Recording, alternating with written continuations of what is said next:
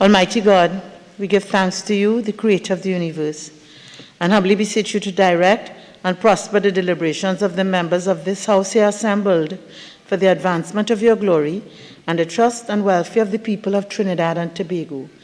Grant that peace and happiness, truth and justice may be established among us for all generations. Amen, amen, namaste.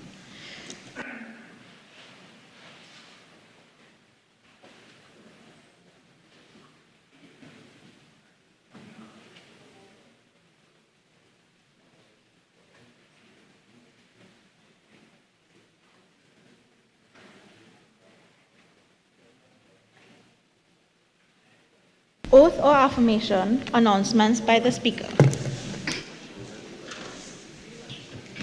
Honorable members, I have received communication from Mr. Roshan Pare, MP, member for Miaro, and Mr. Dinesh Rambali, MP, member for Shogunas West, who have requested leave of absence from today's sitting of the House. The leave which the members seek is granted. Honorable members, correspondence has been received from the President of the Senate dated June 21st, 2022, which states as follows. Dear Speaker, rechange in membership of joint select committees. Reference is made to the subject at caption. At a sitting held on Tuesday, June 14, 2022, the Senate agreed to the following resolution. Be it resolved that the Senate agree to the following appointments to joint select committees. On the Public Administration and Appropriations Committee, Mr. Randall Mitchell in lieu of Mr. Clarence Rambarat and Mr. Lawrence Hislop in lieu of Ms. Yukima Bethelmy. On the Joint Select Committee on Finance and Legal Affairs, Mr. Lawrence Hislop in lieu of Mr. Clarence Rambarat. On the Joint Select Committee on Government Assurances, Mr. Lawrence Hislop in lieu of Ms. Yukima Bethelmy. On the Joint Select Committee on Land and Physical Infrastructure, Mrs. Renuka Segran-Singh Suklal in lieu of Mr. Nigel De Freitas. On the Joint Select Committee on Local Authorities, Service Commissions, and statutory authorities, including the THA, Mr. Lawrence Hislop in lieu of Mr. Nigel De Freitas. On the Joint Select Committee on State Enterprises, Mr. Nigel De Freitas in lieu of Ms. Paula Gopi-Skoon. On the Joint Select Committee on Human Rights, Equality and Diversity, Dr. Muhammad Yusuf Ibrahim in lieu of Ms. Donna Cox. On the Joint Select Committee on the Fisheries Management No. 2 Bill 2020, Mr. Nigel De Freitas in lieu of Mr. Clarence Rambarat and Mr. Avinash Singh in lieu of Ms. Yukima Bethelmy. On the Joint Select Committee on the Representation of People Administration Amendment Bill 2020, Ms. Paula Gopi-Skoon in lieu of Mr. Clarence Rambarat and Dr. Amy Brown in lieu of Mr. Nigel De Freitas. Accordingly, I respectfully request that the House of Representatives be informed of this decision at the earliest convenience, please. Thank you. Respectfully, Senator, the Honorable Christine Kangaloo, President of the Senate. Bills brought from the Senate, petitions, papers. Minister of Works and Transport.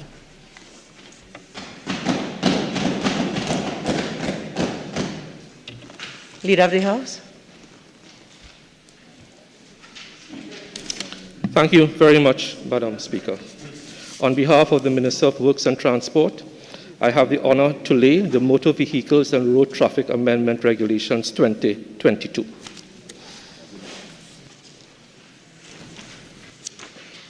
Minister of Finance.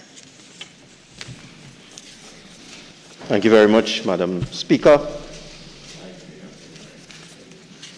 I know you like that, you know. I have the honor to lay the annual report and consolidated audited financial statements of the First Citizens Bank Limited for the financial year ended September 30th, 2021. I beg to move that paper number 2 be referred to the Public Accounts Enterprises Committee.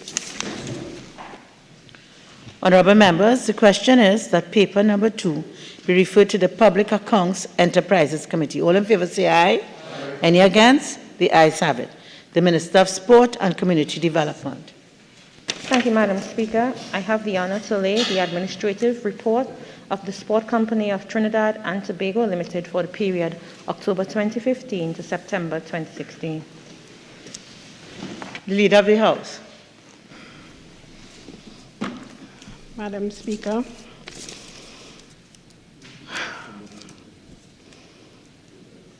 am I at the administrative report? The minutes. All reports. Sorry. Madam Speaker, I have the honor to lay the following papers.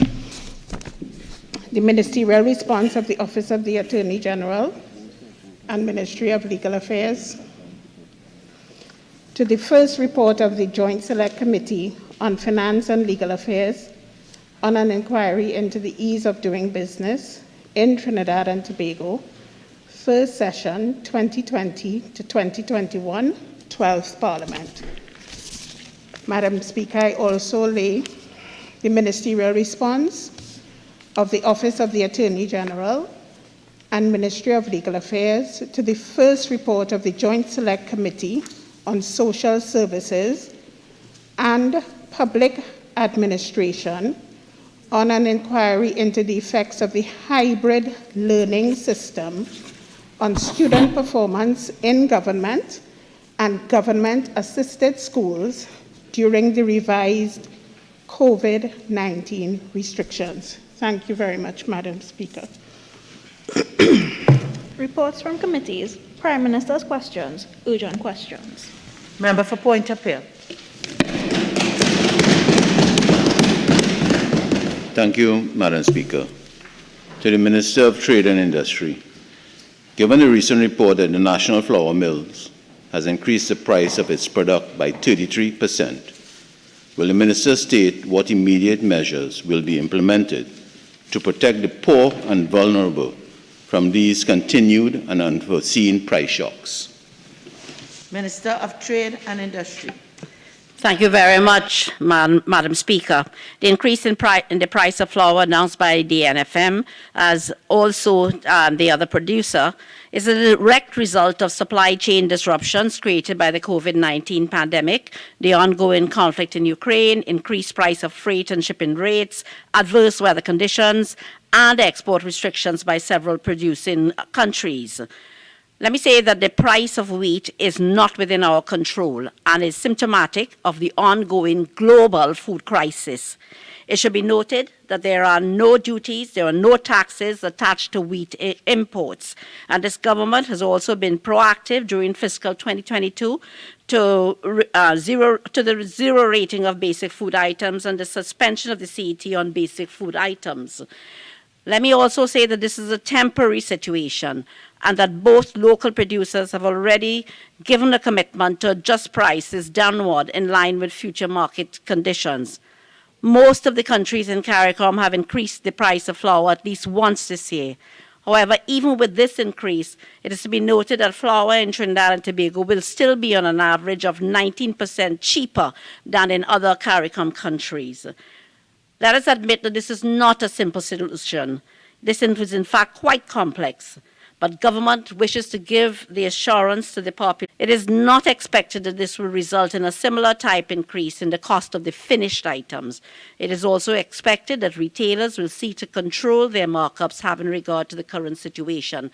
But I give the assurance to the population that government is actively looking at solutions in support of the poor and vulnerable in this particular circumstance. Member for Point Appeal. Thank you, Madam Speaker. Minister, based on your response, to date, presently now, the government is not doing anything for the poor and vulnerable immediately. Is that a question? Yes, ma'am. I think you should rephrase it. It sounded like a statement. Could the minister state what is this government doing for the poor and vulnerable, action-wise, now? I believe that was the question asked. and answered. Member for Point of Appeal. In her response that this is a temporary situation with the price increase. Could she explain what she means by temporary? Could the Honourable Minister? Honourable Minister explain. In your question to me, Member for Point of Appeal, you stated that this was an international shock. You yourself stated that. We all know that this is an international circumstance where global food prices have been affected. This is not something that is particular to Trinidad and Tobago. And therefore, government has been reacting. Government has been reacting since COVID in terms of support to the poor and vulnerable. And we will continue in this particular circumstance, understanding that flour is but the most basic food item, to look at a response very, very soon in favor of the poor and vulnerable. Naparima. You are aware that all geopolitical experts have said that we are in a slugfest, a slow attrition, and therefore the effects of the war is likely to continue for an indefinite period. Member for Naparima, I'll give you an opportunity to rephrase that question a little tighter so that by the time you're finished, the question, I've called on you. I've called on you. You've asked the question, I can't give somebody else. Is the minister aware that the war between Ukraine and Russia is likely to extend for a significant period, and therefore we should look at long-term solutions? Minister. This government, in response to the COVID pandemic, responded in several ways through several ministries to ensure that there was some relief brought to the poor and vulnerable. We will continue to do so. And I've given you the response today that we are actively looking at a solution in response to the increased price of flour to ensure that the poor and vulnerable get some form of relief. We are committed on this side.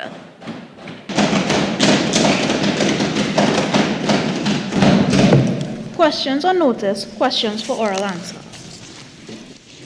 Honourable members, by letter dated June 21st, 2022, and in accordance with Standing Order 2914, the member for Maruga Tableland has requested that the House of Representatives questions number 199 and 201 listed on today's order paper be withdrawn.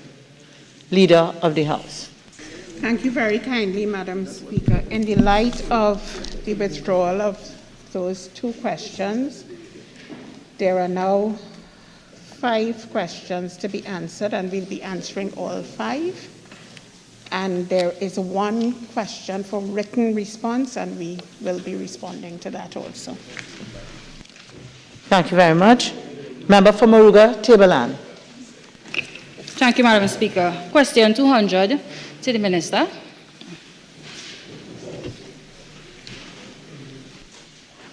The Minister in the Office of the Prime Minister, Gender and Child Affairs. Thank you, Madam Speaker.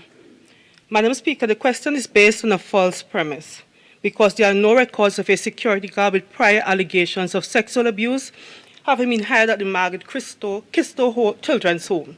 The home has never hired a security guard, and no member of their staff has worked as a former security officer. In reference to Part A of the question, recruitment at children's homes is conducted by the board and managers of the homes. However, once employees are hired at the children's homes, they are required to submit a police certificate of character, a medical certificate, and a food badge to the authority as a licensing requirement. In reference to Part B of the question, please be advised that children's homes and child support centers are different types of facilities as noted above. Staff at the child support centers, which are managed by the Children's Authority, are hired through the authority's rigorous recruitment process, which includes interviews, psychometric assessment, background checks, reference checks, and the submission of a police certificate of character.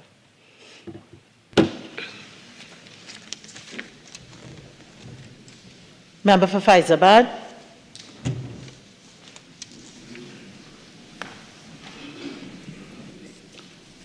Thank you, Madam Speaker.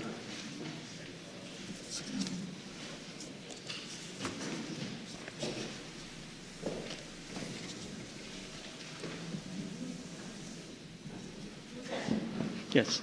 Question number 210 to the Minister of Works and Transport. Minister of Works and Transport.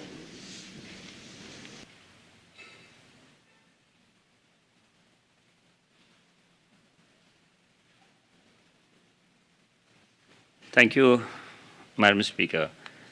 Madam Speaker, the construction of the link road from Mount Desir Interchange to Pepper Village incorporates 1 kilometer of 4-lane carriageway and includes miscellaneous works, example, a roundabout at Faizabad Road, access road to several properties and utility relocation, among other aspects of work.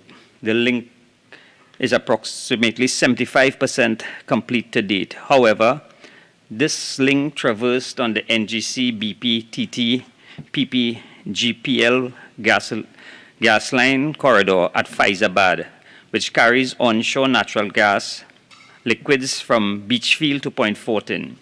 The Ministry of Works and Transport and NIDCO are currently pursuing a crossing agreement with the gas companies to ensure that liabilities and indemnities with regards to the construction of the highway and subsequent operations are fully covered. Work on the crossing cannot commence until this agreement is finalized, which is expected to occur in July 2022. Once this is achieved, a revised completion date for this segment will be set. Thank you. Faizabad. Thank you. That answer. Minister, can you indicate whether the issue or the challenge of property acquisition is one of the challenges in completion of this project? Through you, Madam Speaker. Madam Speaker, the government have adopted the approach of compulsory acquisition, and there's a process for compulsory acquisition, and that process is being followed.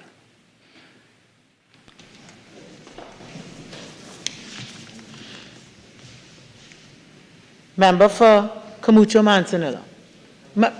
Member for Faizabad, I didn't see her. Okay.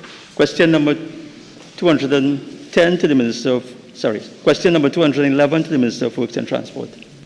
Minister of Works and Transport. Thank you again, Madam Speaker. Madam Speaker, the reference landslip is in the vicinity of the South Orput Cemetery, is located at the Siparia Road 1.1 kilometer mark. Siparia Road runs from the southern main road to the SS Erin Road. A minor depression on the roadway at this location, attributed to a damaged roadside drain, was observed during routine inspection earlier this year. In May 2022, a leaking water line on the opposite side of the roadway resulted in the saturation of the roadway substructure and embankment. This accelerated the deterioration of the roadway. The leak was repaired by WASA, and the necessary road repair work in this vicinity is scheduled to begin at the end of June of this year. Thank you. Member for Kamucha Manzanilla. Thank you, Madam Speaker. Question number 212 to the Honourable Minister of Health. Minister of Health.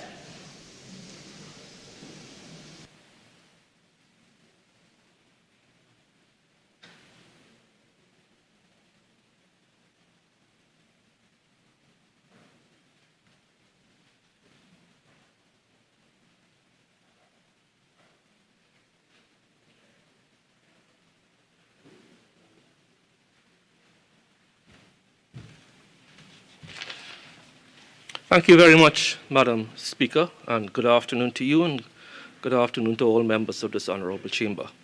The procurement of Paxlovid and Molnupiravir to treat COVID-19 patients is being pursued in two ways.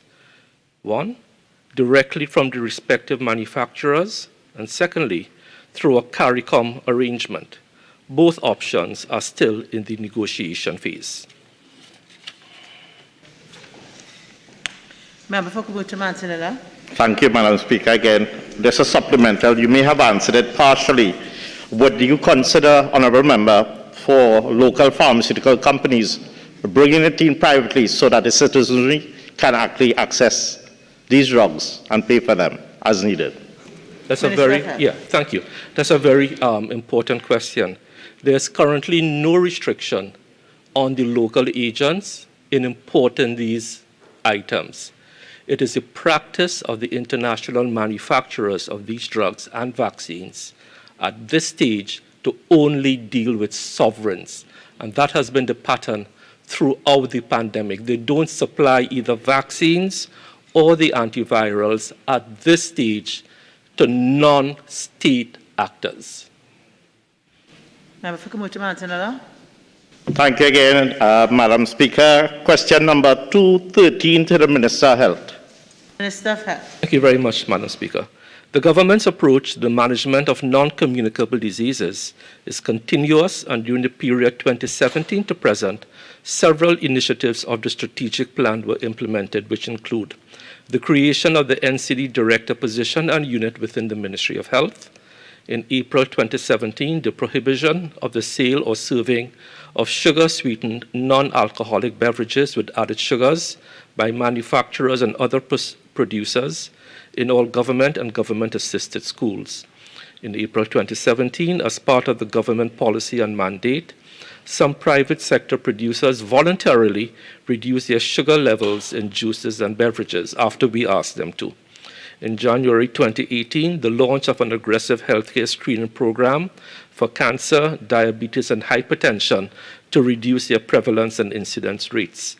In December 2018, the launch of the Trinidad and Tobago Moves Initiative, TT Moves, a national NCD risk factor reduction behavioral change communication campaign to address the increasing prevalence of NCDs in Trinidad and Tobago, and in particular the associated risk factor behaviors. July 2019, the launch of the HEARTS program to significantly improve cardiovascular health by providing a set of practical step-by-step modules that operationalize a chronic care module for an integrated approach to the management of NCDs. October 2020, the launch of the gestational diabetes screening program, with training being completed on the use of improved quality control procedures in laboratory management and the use of an interactive online platform for medical staff within all RHAs. Also, the procurement of laboratory equipment and supplies and ICT devices has commenced. The procurement and installation of physical activity equipment to 13 youth facilities for community-based healthy youth wellness TT initiatives. The procurement of physical activity equipment for schools being completed and the delivery of these equipment to government and government-assisted primary and secondary schools. The finalization of the national nutrition standards, increased physical activity and health education in schools to reduce childhood obesity. The development of educational campaigns promoting the benefits of locally produced alternatives to cater to lifestyles such as veganism and gluten-free to reduce the incidence of non-communicable diseases and reduce the burden on the healthcare system. The re-engineering of the Chronic Disease Assistance Program to make pharmaceuticals more accessible for the treatment of care in NCDs. In May 2022, the consultation and upscaling of the Diabetes Foot Prevention and Management of Infection Initiative. Towards this end, with the filling of the position of the NCD Director, the NCD Strategic Plan is continually being implemented with updates and several additional initiatives. 1. The conduct of a second risk factor survey for Trinidad and Tobago. 2. The completion of the NCD clinical guidelines for diabetes and hypertension. And 3. The development of the national NCD registries for diabetes, hypertension, and cardiac care. A new NCD strategic plan for 2023 and beyond is currently in the formative stages. Member for Kamuta Mantinilla. Thank you again, Madam Speaker. Honourable Member, would negative lifestyles, mental stress, and dietary habits be factored in this strategic plan, especially during the COVID-19 pandemic, which have left more persons in a vulnerable position? Yes, thank you very much for the question. And that was contained when I was reading out some of the strategies. So what we are doing, the development of the educational programs is ongoing.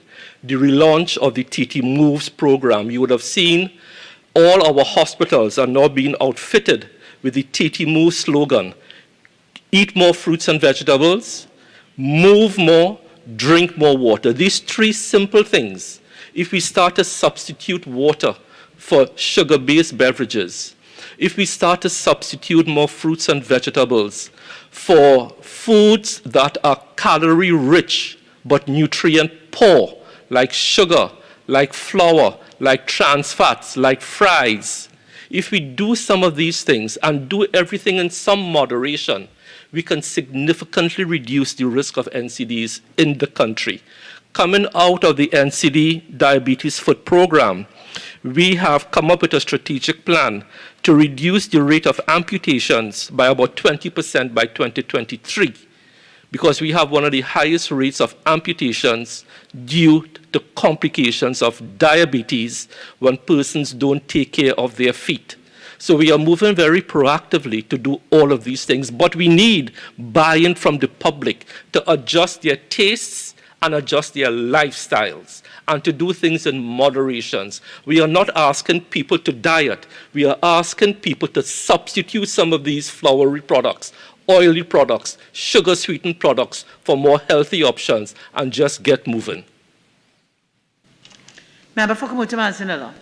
Thank you again, Madam Speaker. Final question. Would this plan cater for severe shortage of pharmaceuticals? Because at the end of the day, the strategic plan is to reduce non-communicable disease to prevent hospitalization and death. I know the supply chain is an issue.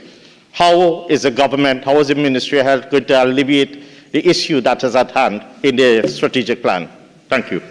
So member, I don't know where you get the impression there's shortage of pharmaceuticals. We have no chronic shortage of pharmaceuticals in Trinidad and Tobago. And don't use the opportunity to paint us in a bad light. I have said publicly, whatever shortages there are not chronic, but they may be acute for a short period of time due to constraints in supply chain. Many countries, as you heard the Minister of Trade and Industry, people are embargoing flour. The same thing has been happening with pharmaceuticals for 2 years now.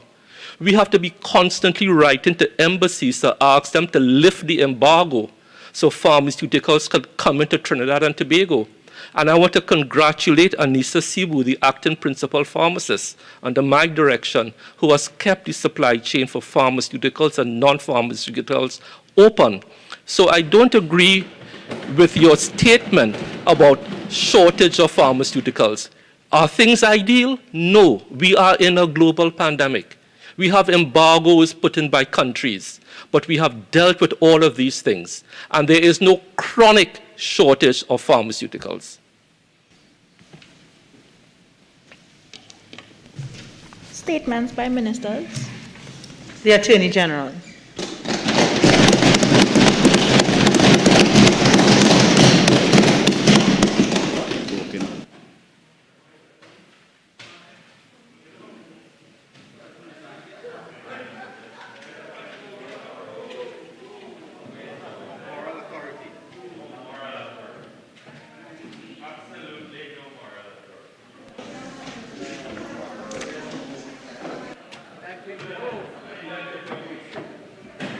Member for Cuba South.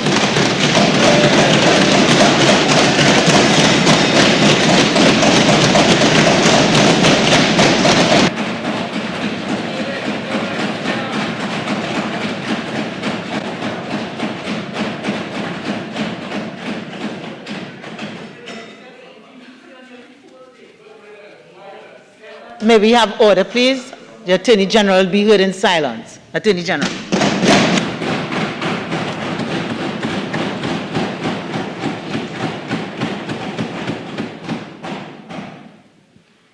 Thank you, Madam Speaker. I have been authorized today by the Cabinet to make the following statements. And I make this statement with respect to the stage of our work on the proclamation of the public procurement and disposal of public property legislation and supporting regulations. Madam Speaker, to provide a brief overview, the Public Procurement and Disposal of Public Property Act 2015, the Act, was amended 3 times in 2016, 2017, and 2020. The 2020 amendment was passed in the House of Representatives on December 4th, 2020, and in the Senate on December 8th, 2020. Thereafter, with amendments made in the Senate on December 11th, 2020. The Act was assented to on December 29th, 2020, and is currently awaiting proclamation. The 10 regulations were proclaimed on January 14th, 2022. The Act introduced a new regime for public procurement and retention and disposal of public property in accordance with established principles of good governance, namely accountability, transparency, integrity, and value for money, to which this government is committed. The Act also serves the purpose of, among other things, to criminalize bid rigging, to standardize procurement processes, to provide for e-procurement, and to improve transparency. Prime Minister, the Honourable Dr. Keith Rowley, has been driving the work of the Cabinet during the period of the many amendments to this legislation and efforts to refine and make that legislation workable. However, recent reviews clearly indicate that we are not there yet, and that more work and consultation are required if a workable piece of legislation is to be the anticipated outcome. Madam Speaker, the Government of the Republic of Trinidad and Tobago has placed its highest priority and is fully committed to take the final steps to fully proclaim and to bring into operation this very important law. To this end, I highlight that the government has adopted a coordinated approach with the Office of the Attorney General and Ministry of Legal Affairs operating in tandem with the work led by several divisions of the Ministry of Finance, the Office of the Procurement Regulator, and various ministries. Less than 1 month after my assumption of my responsibilities as Attorney General and Minister of Legal Affairs,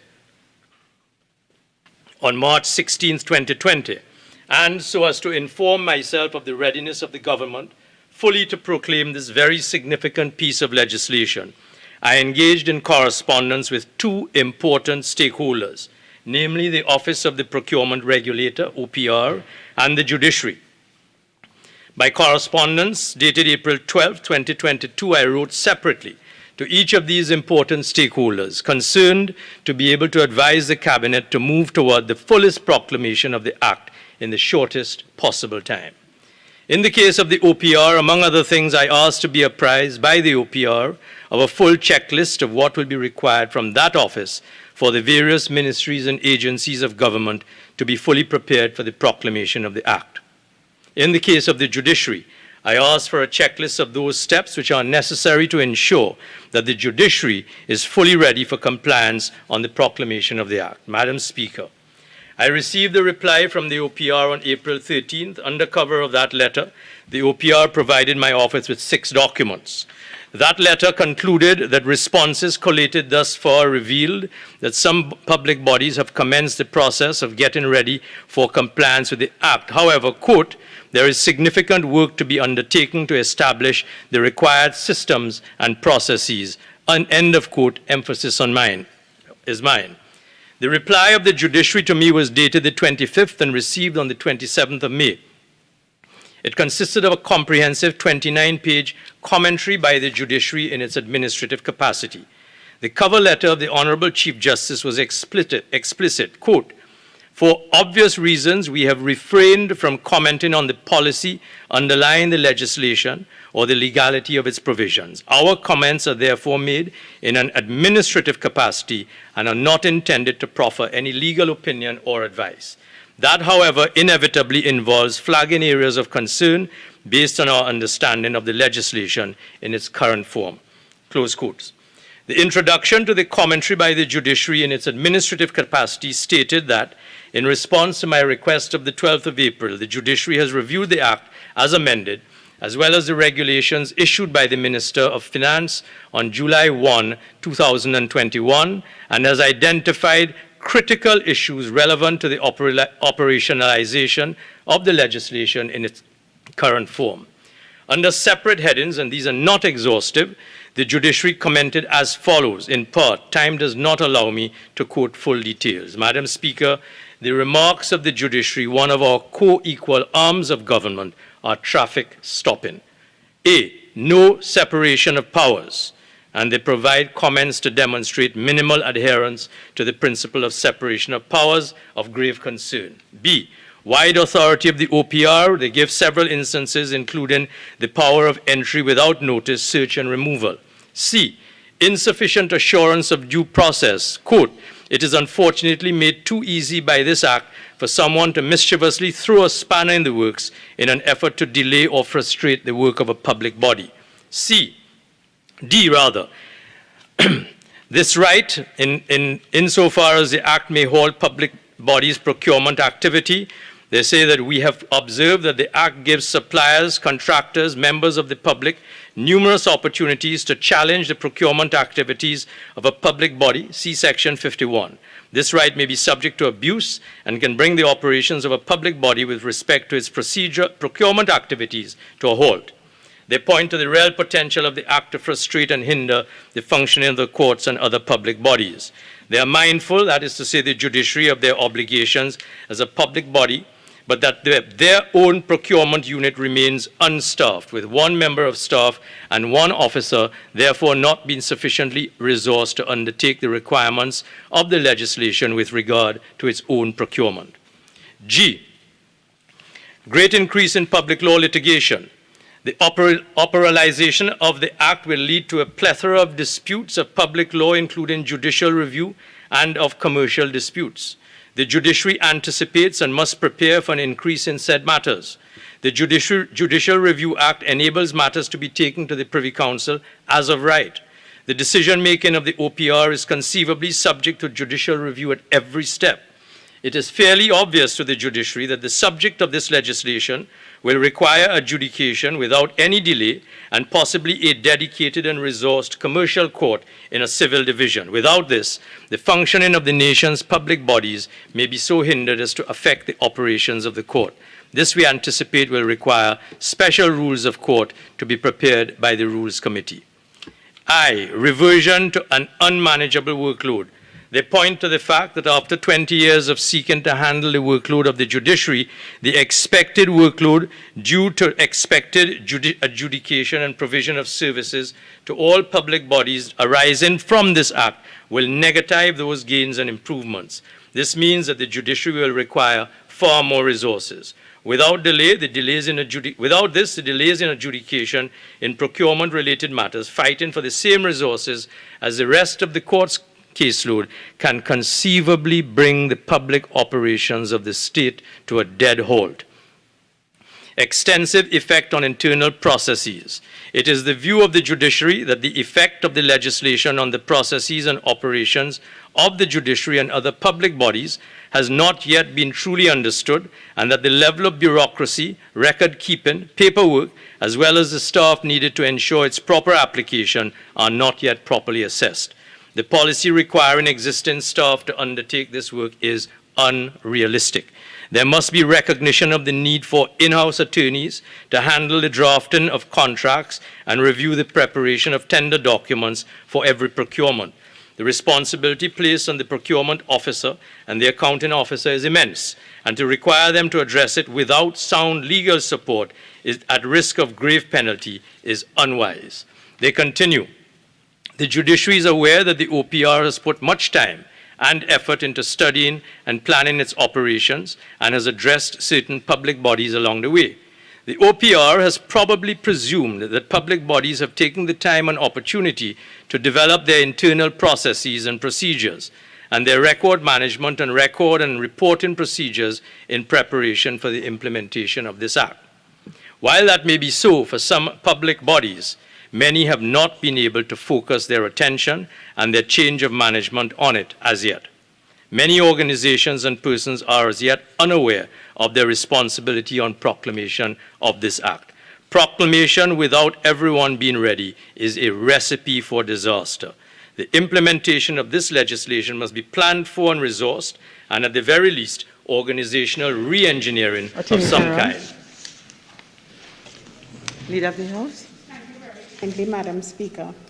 Madam Speaker, I seek your leave in accordance with Standing Order 122-1 to move a motion for the suspension of the standing order, and that is Standing Order 24-3, which provides for the time limit for statements by ministers.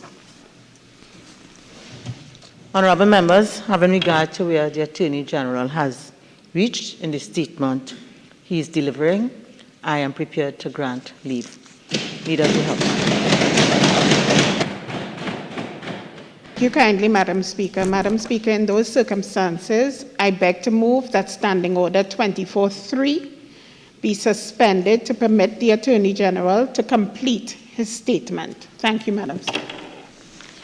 Honourable members, the question is that this House suspend Standing Order 24-3 in order to permit the Attorney General to complete his statement. All in favour say aye. Aye. Any against? I think the ayes have it. Attorney General, please continue. Thank you very much, Madam Speaker. To complete the quotation from the judiciary, I begin where I had just ended, because this is important. Proclamation without everyone being ready is a recipe for disaster. The implementation of this legislation must be planned for and resourced, and at the very least, organizational re-engineering of some kind will be necessary. Close quotation. Against the background of the last comment on the judiciary, quoted immediately above, the statement of the OPR in his letter to me dated 13th April 2022, already referred to, is worth repeating. The responses collated thus far reveal that some public bodies have commenced the process of getting ready for compliance with the Act. However, there is significant work to be undertaken to establish the required system and processes. Madam Speaker, the Honourable Prime Minister expressly and recently directed in Cabinet that this legislation should be referred to me as Attorney General and Minister of Legal Affairs for my advice on the expeditious proclamation of the same. I have drawn the concerns which are highlighted in this statement to the attention of the Honourable Prime Minister, and I am authorized by him to make clear and to emphasize to this House that this government will not shirk from its responsibility to proclaim this very important piece of legislation. At the same time, no government, charged as this government is with adherence to the principles of good governance, can ignore the red flags which this most recent consultation has highlighted. The Ministry of the Attorney General and Legal Affairs has a committed team of very competent attorneys who are examining the concerns that have been brought to our attention. As Attorney General and Minister of Legal Affairs, and in full consultation with the Minister of Finance, who I emphasize is the minister charged with responsibility under this legislation, it is my intention to reach out to all relevant stakeholders for a meaningful and candid consultation on the practicalities necessary for the full proclamation of this legislation in the shortest possible time, at which consultation we will share the commentary by the judiciary in its administrative capacity and invite all stakeholders to join with this government in the practical, full proclamation of this Act. Madam Speaker, as I end, permit me to emphasize that the government of Trinidad and Tobago, led by the Honourable Prime Minister Dr. Keith Rowley, remains committed to the full proclamation of the Act and will continue to work assiduously and responsibly towards this goal in the shortest possible time. Thank you.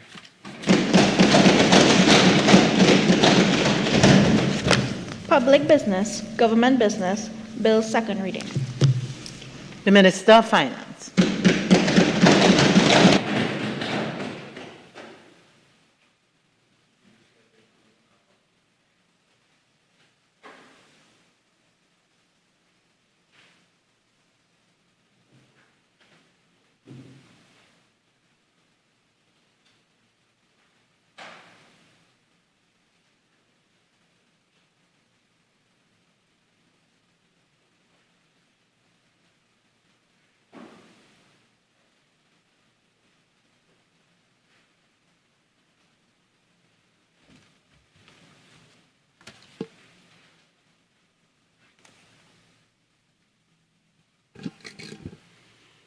Thank you very much, Madam Speaker.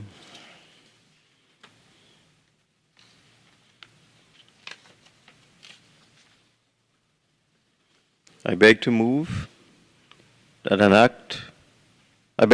a bill entitled An Act to Amend the National Insurance Act, Chapter 3201, to provide for the waiver of penalties and interest, to increase the penalty for the provision of false information, to increase the statutory limitation for the commencement of summary proceedings and other related matters, be now read a second time.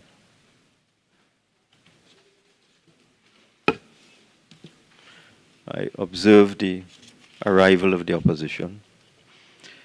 This bill, Madam Speaker, in the main, provides for the waiver of penalties and interest on outstanding national insurance contributions for the period July 31st, 2022 to December 31st, 2022, while strengthening the enforcement provisions against those making false statements or representations to the National Insurance Board. In this regard, the rationale behind the waiver of penalties and interest on outstanding national insurance contributions is twofold. Firstly, to increase the collection of outstanding contributions that currently are not being collected. And secondly, to increase the registration of employers, thereby increasing overall the quantum of national insurance contributions to be collected by the National Insurance Board. The approach being taken in relation to national insurance contributions is not new. In the year 2012, under another government, the country benefited from the first waiver of penalties and interest on outstanding national insurance contributions. The waiver was implemented through the Finance Act of 2012. The 2012 waiver, which was in effect from October 2011 to June 2012, in respect of contributions outstanding as at September 16, 2011, the results were as follows. A total of 2,310 employers availed themselves of the facility and took the opportunity to make outstanding national insurance contribution payments. This brought in an additional $36,800,000 in outstanding contributions. That 2012 waiver was limited to employers who were registered with the National Insurance Board prior to October the 10th, 2011, and was conditional on all contributions being paid during the period of October 10, 2011 to June 30th, 2012. Bearing this in mind, the collected contributions totaling $36.8 million represented a small percentage of the contribution income collected in 2012, and there were no incremental increases in future income since the waiver applied to existing employers only. So there was no opportunity at that time for new employers to come into the national insurance system and benefit from the waiver, albeit for a short period. This bill departs from the 2012 waiver formula by firstly being applicable to both registered employers existing prior to June 30th, 2022, and employers who register during the waiver period, which will extend from the 1st of July 2022 to the 31st of December 2022. The National Insurance Board estimates that as at June 2017, that's the period for which data is currently available, the employer coverage rate with the National Insurance Board was approximately 84%. In other words, only 84% of employers were registered with the National Insurance Board. To obtain this estimate, the National Insurance Board made reference to the number of employers filing pay-as-you-earn declarations, PAYE declarations, on behalf of employees. This data was sourced from the 2017 Tax Administration Diagnostic Assessment Total Performance Assessment Report for Trinidad and Tobago. Remember, Madam Speaker, you may recall, at that time we benefited from some assistance from CARTAC, which is a regional office of the IMF, which assists countries within the Caribbean with respect to matters of taxation, among other things. So when the National Insurance Board looked at the data, it determined that when you match the number of employers registered with the National Insurance Board against the number of employers registered with the Inland Revenue Division, only 84% of employers registered with the Inland Revenue Division were registered with NIB. Now, it may be there will be one or two who would not be required to register for national insurance, but it is unlikely that all 16% are not required to register for national insurance. It is therefore estimated that some 4,000, approximately, 4,034 is the calculation, approximately 4,000 employers are not registered at this time with the National Insurance Board. The NIB, utilizing the estimate of potential unregistered employers, together with actuarial techniques, has estimated that the contribution income lost due to unregistered employers is in the vicinity of $906 million for the year 2017. And this is assuming that all potential employers were registered with the National Insurance Board and were compliant with respect to remittance of contribution income. So based on the data available to the National Insurance Board, it estimated that for financial year 2017, it is quite possible that the NIB lost approximately $900 million due to unregistered employers. Based on the NIB's actuarial projections, there is potential that with respect to unregistered employers only, $161 million may be collected in the first year alone from this exercise that we are about today. And a further $792 million can be collected over the next 10 years. And, Madam Speaker, I wish to stress, these are extremely conservative projections because they assume that only 10% of unregistered employers respond to the amnesty that we are about to embark upon over the next 6 months. There is therefore tremendous merit in the approach to opening up the waiver on penalties and interest to unregistered employers who subsequently become registered during the period July 1st, 22 to December 31st, 2022. However, despite the return that the amnesty may bring through the inclusion of unregistered employers, the NIB has advised caution and they have concerns.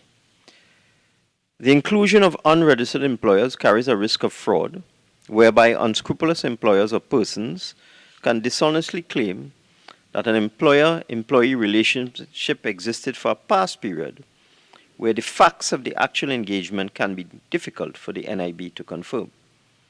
In another scenario, a claimant legally entitled to a retirement grant can qualify for a retirement pension instead by making excessive contributions at the time of pre-registration. These two issues amount to fraudulent actions and tantamount to a criminal offense under Section 63(1) of the National Insurance Act if proven. However, one expects, and I expect, the government expects, that the National Insurance Board will be extremely vigilant over the next 6 months to determine, identify, and deal appropriately with any unscrupulous employer or employee who tries to commit fraud in the registration process over the next 6 months. Let me also give some insight, Madam Speaker, to what the NIB has been doing to address errant employers and to maximize collections. I am advised, and I believe this is so, that the National Insurance Board has not been entirely idle in addressing the serious issue of errant employers. The most recent data from the National Insurance Board during the period 2019 to 2021 shows the number of audits completed by the National Insurance Board. In 2019, 6,748. In 2020, well, that was the COVID period, so the natural decline, 3,873. And in 2021, as we begin to come out of all of the strictures of COVID, 6,932 audits of employers, a total of 17,553 audits of employers over the last 2 years or so. As I indicated previously, with the COVID-19 public health restrictions at their highest in 2020, there was a downward trend in audits completed. It just was not possible because audits in most instances have to be done physically, on site, in place. Documents have to be examined, original documents. The National Insurance Board has also, with a view to maximizing collection, implemented a system of telecompliance to monitor employers with no monthly remittances. Periodic exercises have also been implemented where impromptu surveillance of business areas, they call it blitz exercises, are conducted to determine employers' compliance and to conduct audits where necessary to unearth delinquency and debt that owed to the National Insurance Board. These measures that I have just outlined have resulted in the collection of approximately $1.3 billion in arrears of national insurance contributions over the period 2019 to 2021, a significant accomplishment on the part of the National Insurance Board. In 2019, because of aggressive collection measures, they collected $319 million. In 2020, despite the COVID restrictions, they collected $547 million. And in 2021, $424 million, for a grand total, $1,291,292.62. So that's $1.3 billion was collected by the NIB between financial year 2019 and financial year 2021, specifically targeting at collecting arrears. These are arrears we're talking about, 1.3 billion in a 2 to 3 year period. These figures illustrate the point that arrears in national insurance contributions is a serious matter of concern, and I expect, and the National Insurance Board has given the assurance that it will continue to be very active in the area of collecting arrears of contributions. There's also need for public education, and in this regard, I'm advised that the National Insurance Board is presently engaged in a registration compliance marketing and education campaign highlighting employer-employee obligations. The campaign is highlighted in the print media, newspaper, electronic radio, social media, Facebook and Instagram, and digital media, the National Insurance Board website platforms. But, Madam Speaker, there's a fine balance that must be struck in terms of addressing errant employers through enforcement and building voluntary compliance through continuous public education. The government is aware of these issues, and I will now move to address the bill clause by clause. The bill before the House contains 6 clauses. Clause 1 is the short title, self-explanatory. Clause 2 references the Act as the National Insurance Act, also self-explanatory. Clause 3 permits the Minister of Finance to provide for future waivers of interest and penalties under the National Insurance Act by order, and this is a feature of modern legislation. Clause 3 of the bill does so by inserting a new subsection 2 in section 39B, the section under which interest and penalties are charged under the National Insurance Act. Madam Speaker, relief granted by the waiver of interest and penalties effected by an order is not a new construct of law, as I indicated, in Trinidad and Tobago. It's the modern way.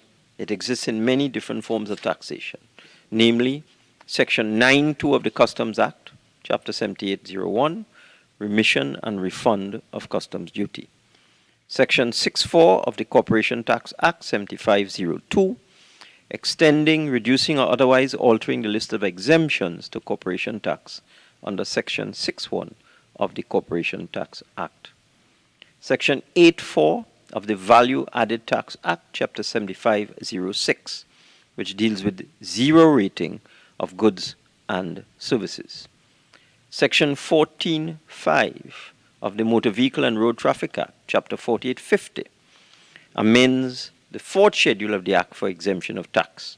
Section 72 of the Miscellaneous Taxes Act allows for remission and refund of online purchase tax. So the legislation is replete with examples of ministerial authority with respect to the remission of taxes of all types.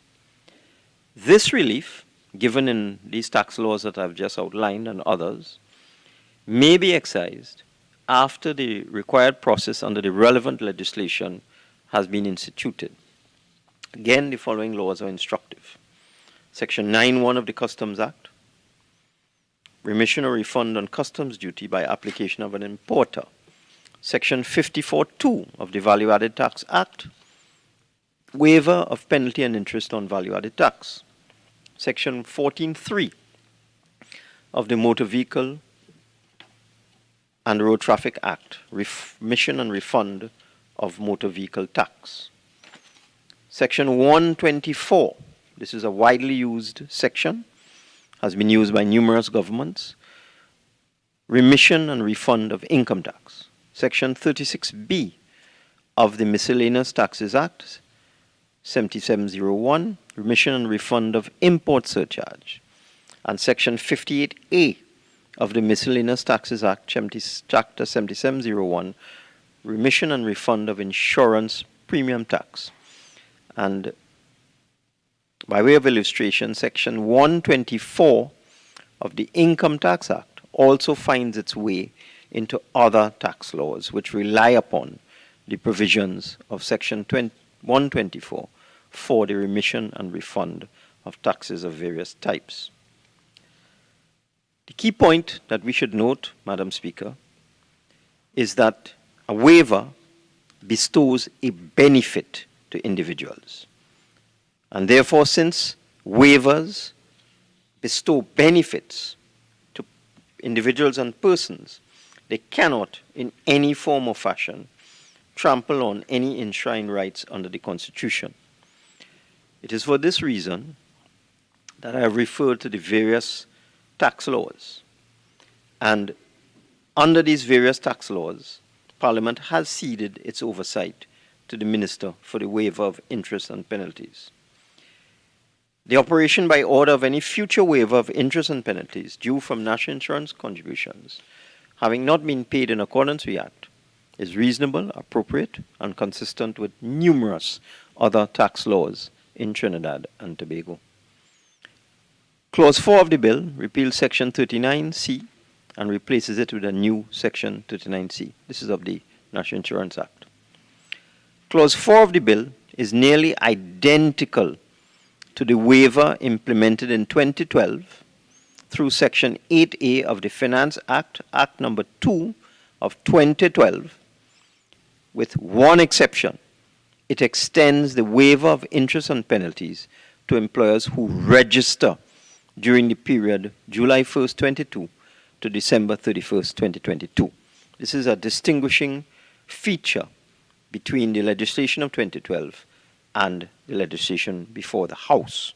In 2012, it applied to persons who were in the system at the time of the commencement of the amnesty.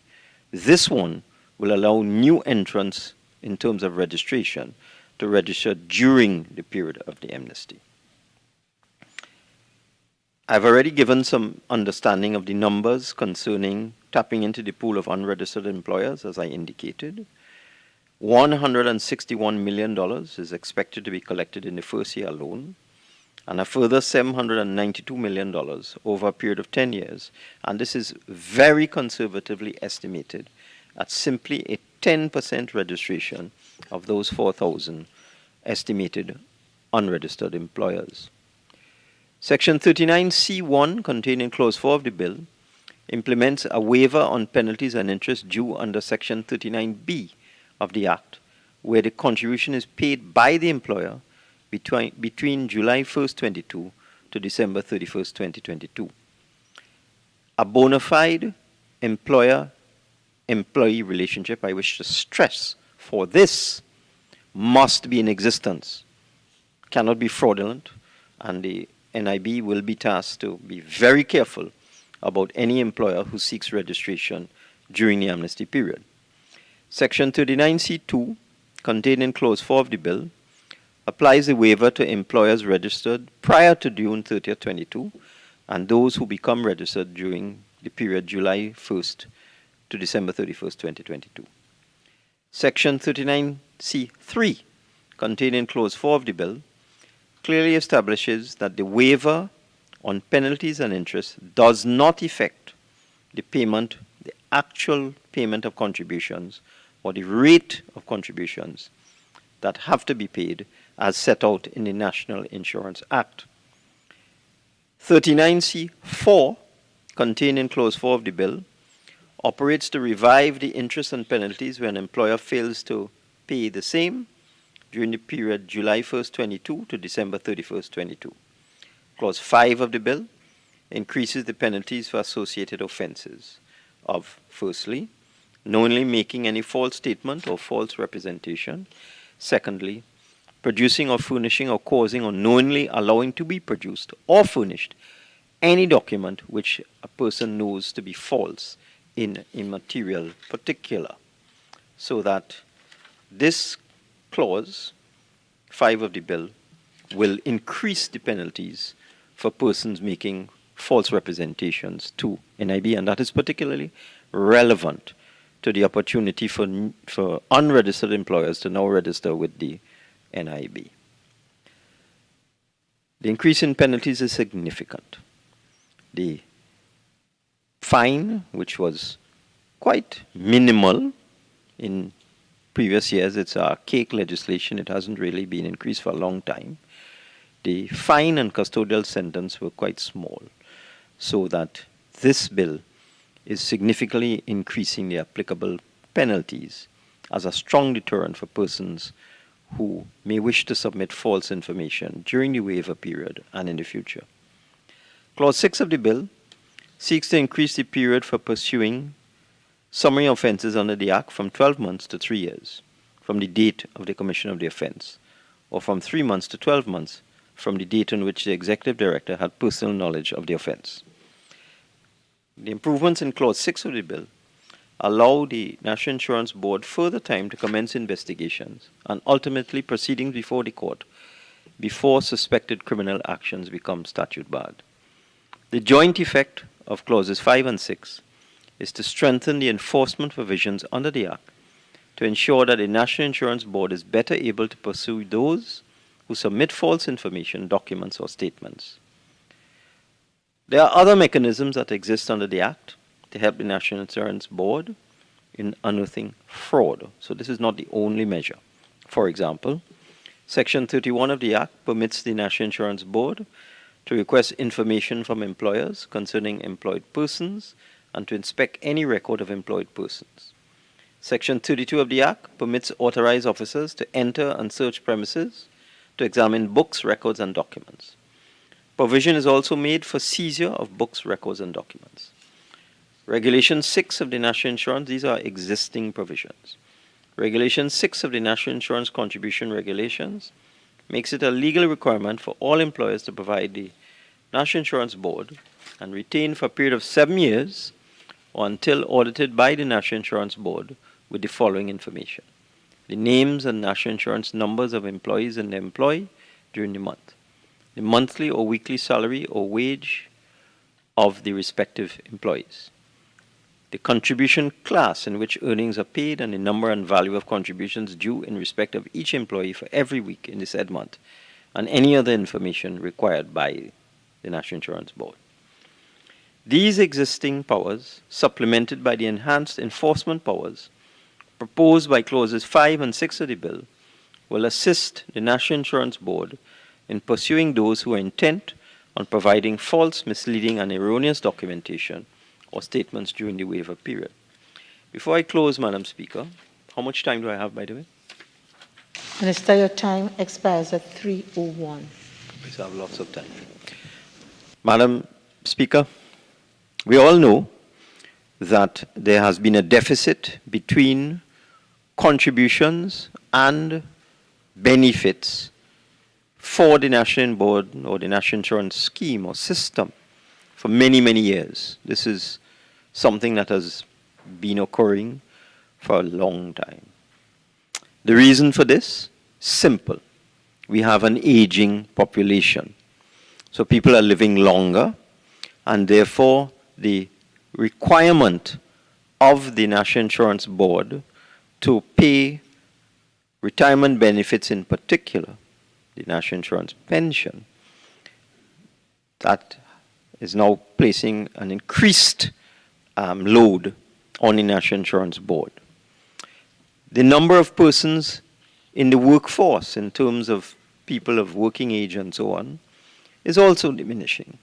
So that our situation of aging population, more people in receipt of retirement benefits, and then a reduction in the number of persons of working age. And this is not a phenomena that is unique to Trinidad and Tobago. This is happening all over the world.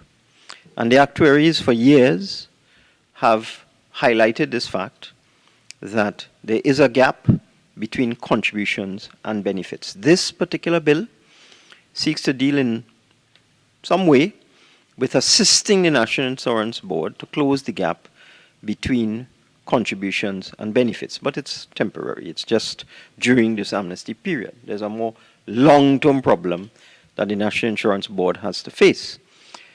All of the reports placed in this Parliament over the last 10 years or so have made it clear that if something is not done to deal with the difference or the shortfall between contributions and benefits, that the National Insurance Fund would be depleted at some point in time in the future. The estimates vary. The date that we have been given at this time, but that's outdated because it was based on old data going back about 5 years, is that the fund would be depleted by the year 2035. 5 years ago, that was the indication we had, but things have changed. The National Insurance Fund has been doing very well. It did extremely well a year or so ago when the fund increased by 14% or $2 billion, reaching a total of $30 billion in assets. The fund was also able to make up the difference between contributions and benefits. So there was a difference between contributions and benefits of approximately $1 billion in 2021. And the assets of the National Insurance Fund earned sufficient income to allow the fund to make up that $1 billion difference. So in addition to an increase in the capital value of the fund by $2 billion, going from $28 billion to $30 billion, the fund was also able to make available income of $1 billion to make up the deficit. That's the deficit at this point in time. At this point in time, the contributions total somewhere around $4.5 billion, using very rough figures, and the benefits are somewhere in the vicinity of $5.5 billion. The fund will, of course, continue to provide income, but may not, going forward, in the future, provide income at that level, where it could generate $1 billion in income and also have a capital appreciation of a further $2 billion in 1 year. That may not occur in the years ahead. So that the National Insurance Fund will continue to be under some form of pressure going forward unless something is done. the actuaries have recommended that three things be done. That the pension be looked at with a view to freezing it or even reducing it. That's the first recommendation. The second recommendation is to include self-employed persons in the scheme. So you have more people in the scheme. And the theory is the more people you have, the more contributions you have. But that has a downside because you also have the more benefits you have to pay out, the more people you have. And there's a particular problem with self-employed people. I'll explain that in a short while. And the third proposal from the actuaries, there are actually four proposals. It's freeze or reduce the pension, increase the contribution rate, include the self-employed persons in the scheme, and also increase the retirement age. Now, all over the world, Trinidad is way behind the rest of the world with respect to this. Most countries in the world have moved ahead of us and have their retirement age at 65 or higher. There are several countries in the world where their retirement age is 67 years, 68 years, and so on. The theory behind increasing the retirement age is that the employed person has another 5 years to make contributions to the fund. So the fund benefits from those contributions, those additional 5 years of contributions. And the employed person also earns their full salary or wage for that 5 years. So putting aside other considerations as to whether a person may wish to retire at age 60 and so on, it's a win-win for both the employer, the employee, and also for the fund, because the employee gets to work at full salary instead of a much smaller pension, and the fund gets 5 years more in contributions. There are arguments against, where there's a view that if you increase the retirement age, you may deny opportunities to persons who may wish to get promoted and so on. But I personally do not think that argument is strong enough to defeat the tremendous benefits of increased income for the fund and also increased income for employees for an additional 5 years of their working life, if they choose to do that. So that these are the recommendations that we have received. Freeze the pension, reduce it, increase contribution rates, bring the self-employed into the system, and also increase the retirement age. Each one of them has issues associated with it. Increasing contributions, the government has decided that will be a last resort. That is when everything else has failed. The self-employed sounds good on paper, but not so easy, because remember, these self-employed persons would not have been making contributions prior to coming into the scheme. So if you take a person at age 50, if the retirement age remains at age 60, that person is not going to make the 15 years, approximate 15 years. Minister? Yes. I've allowed you some leeway, and I know we're talking about national insurance. I would just ask you, please, to tie this into the thank you. Certainly, Madam Speaker. I'm simply saying that the whole point of the amnesty is to provide additional contribution income for the National Insurance Board to increase the value of the National Insurance Fund. And the reason why we are doing this, the reason why we are creating an amnesty to allow for persons who have outstanding contributions to come in and make these contributions is to paraphrase Max Enhouse, the NIB needs the money. So that I was explaining, Madam Speaker, with your permission, of course, I am subject to your rulings, I was explaining why we need to do this, because the fund finds itself in a situation where there is a significant deficit between contributions and benefits, $1 billion deficit. And I was explaining the other alternatives that could be deployed to increase contributions into the fund in addition to the outstanding contributions we expect to come in with respect to waivers of penalties and interest. And I thought it was useful for honorable members opposite to understand why we're doing this now, why now we've decided to go this route, but we will be pursuing the other avenues in the future. So that was my rationale, Madam Speaker. So if I could be allowed to just complete that point on the self-employed. And the reason why we can't do that now, and why you have to do this now instead of that, the point is that there's been a request for grandfathering of the self-employed. So persons who are ageable persons, who wouldn't have the number of contributions, there's a request that you grandfather them and you give them a top-up. That has been estimated to cost about $300 million if you did that. So it's not a simple matter. With respect to retirement age, discussions are well underway with all of the relevant stakeholders as to their views on whether we should increase the retirement age or not, which would be another... State one, this amendment bill has nothing to do with the retirement age. Minister, again, while I understand the context of the wider argument, I think you have made the connection, and I'll ask you to now just concentrate on the matter before us. Oh, certainly, Madam Speaker.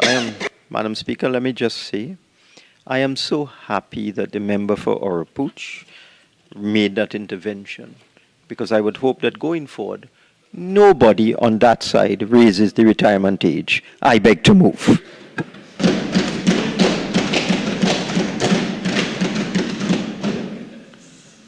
Honourable members, I shall now propose the question for debate. The question is that a bill entitled An Act to Amend the National Insurance Act, Chapter 3201, to provide for the waiver of penalties and interest, to increase the penalty for the provision of false information, to increase the statutory limitation for the commencement of summary proceedings and other related matters, be now read a second time. Member for Oropouche West.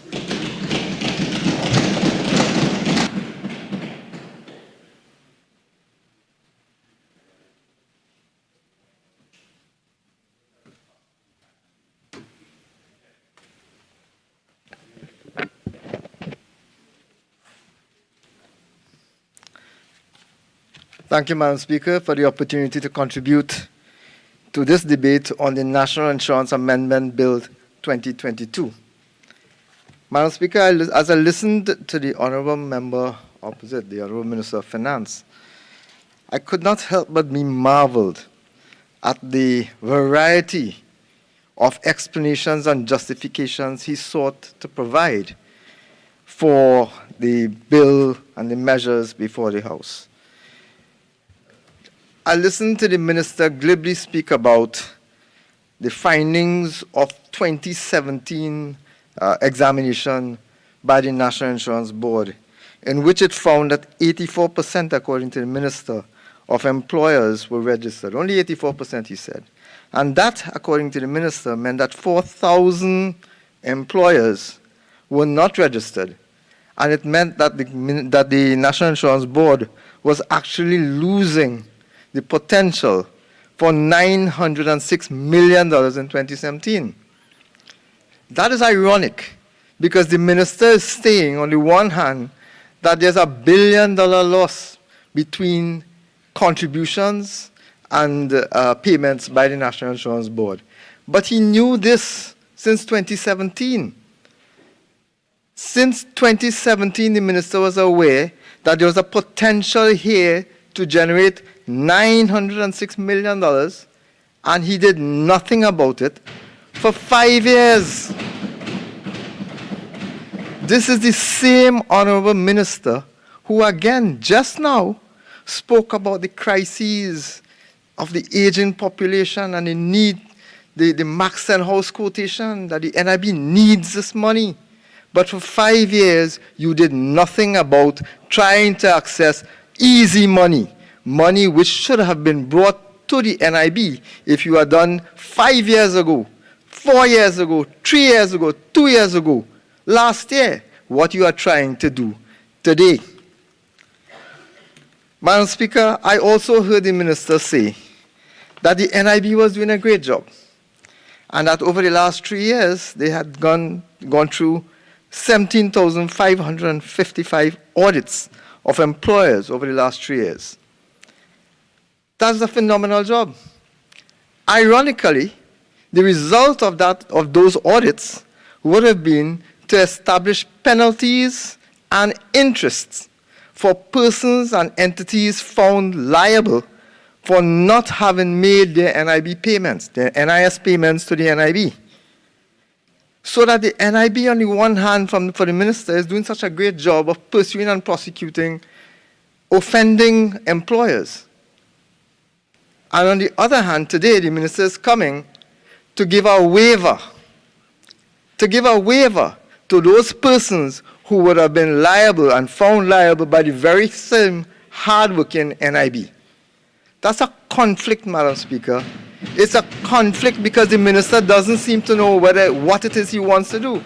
On the one hand, he's saying that the government, the NIB is doing a fabulous job. And on the other hand, he seems to be anxious to undercut the great work that they are doing. Madam Speaker, the NIB is a primary and critical part of this country's social safety net. It's a substantial organization. The Minister himself indicated that this is a $30 billion enterprise. It's not to be trifled with, it's not to be taken lightly. It is, in fact, Madam Speaker, one of the last bastions of the tripartite agreements, where back then the government understood the need to have representatives on the board to manage this very large organization from business, government, and the trade union labor movement. The NIB, for that purpose then, Madam Speaker, is essentially self-funded. According to the 2021 report of the NIB, the total NIB income, Minister referred to just recently, the total NIB income consisted of $4 billion in contributions, $4 billion, $425 million in arrears, still outstanding, but still on the financial statements of the NIB. $109 million from the revaluation of subsidiary companies, $30 million outstanding in penalties and interest that they get every single year, and $3.1 billion in net realized and net unrealized investment income for a total, Madam Speaker, of $7.8 billion for financial year 2021. This is a large organization, Madam Speaker. That organization, therefore, has been spending money as well. Citizens have, on average, 23 types of benefits that they can get from 7 categories. That includes sickness, maternity, retirement, invalidity, funeral grant, survivors' benefits. And in many cases, Madam Speaker, in many of those cases, your access to the grant, your access to the benefits under the NIB, which is what we are looking at today, your access is based on your actual contributions to the NIB. So when we have instances where we have organizations and employers who are not keeping to the law, who are in fact breaching the law, who are not making their NIS payments as required by statute, what they are doing, in fact, is sabotaging the very same fund that we are speaking about today. What they are doing is sacrificing the benefits that can be paid to these very same persons. There's 12,600 persons on average that receive the retirement benefits, Madam Speaker. There's 3,597 people get retirement grants. 47,500 people get survivors' benefits. And the list goes on. There are thousands of persons, Madam Speaker, whose rights and responsibilities and access to NIB support are compromised because of the fact that a substantial number of employers have not been keeping to the law. And, Madam Speaker, a substantial part of that falls into the gap, onto the line onto the hands of the government of Trinidad and Tobago. The minister made an attempt to give us some numbers, but deliberately left out how much money the government of Trinidad and Tobago is owing to the NIB. Because it is our view, it is my view, that it's not just third-party employers, it's not just private business. The government is the single largest employer of persons in Trinidad and Tobago, and when we do the Standing Finance Committee, it's a regular occurrence that we find out that the government itself has excess, has arrears that they have not been treating with, Madam Speaker. So it is likely that one of the primary beneficiaries of this amendment, these amendments, these waivers that comes before us in this legislation is going to be the government. And Madam Speaker, it is critical then that the minister advises this country how much money is owed by the government to the National Insurance Board.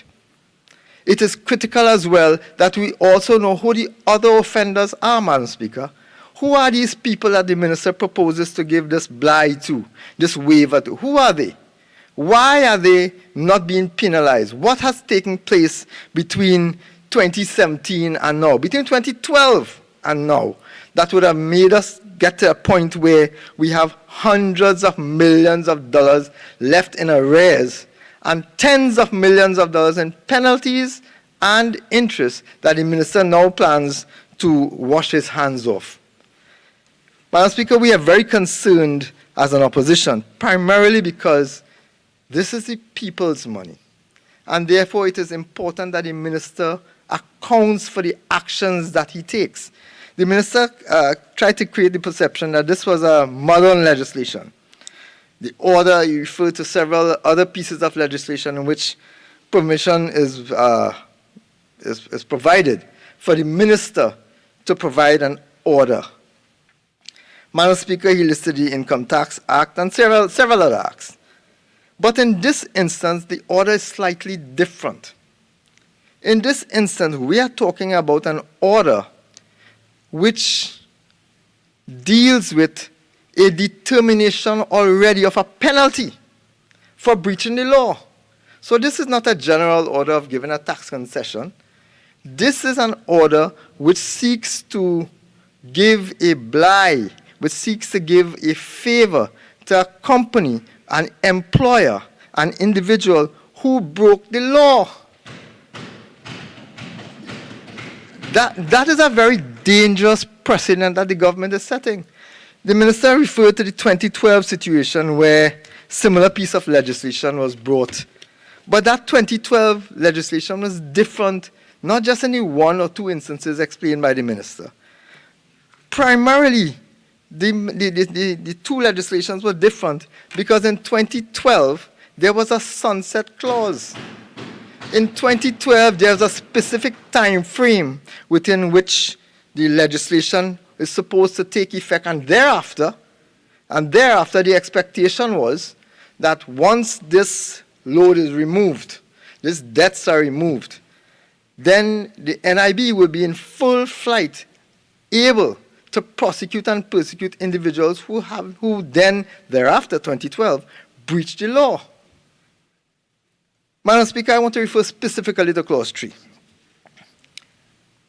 Under Clause 3 of the bill before the House, it seeks to amend Section 39B of the National Insurance Act to allow the minister to waive the penalties of interest due and payable under Section 39B of the order.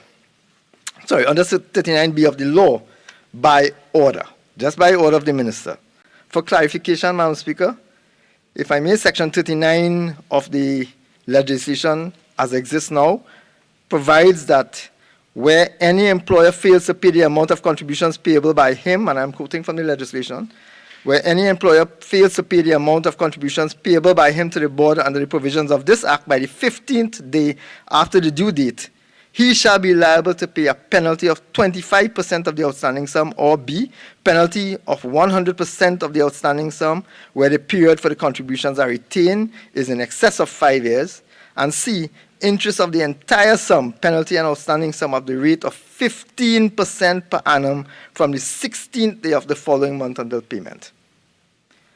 On this basis, Madam Speaker, the NIB in its financial statements of 2021 revealed that it has pursued, on the basis of that existing legislation, it has pursued and received $166 million in penalties and interests from negligent employers since 2015, including, the Minister referenced it just now, $65 million over the last 2 years.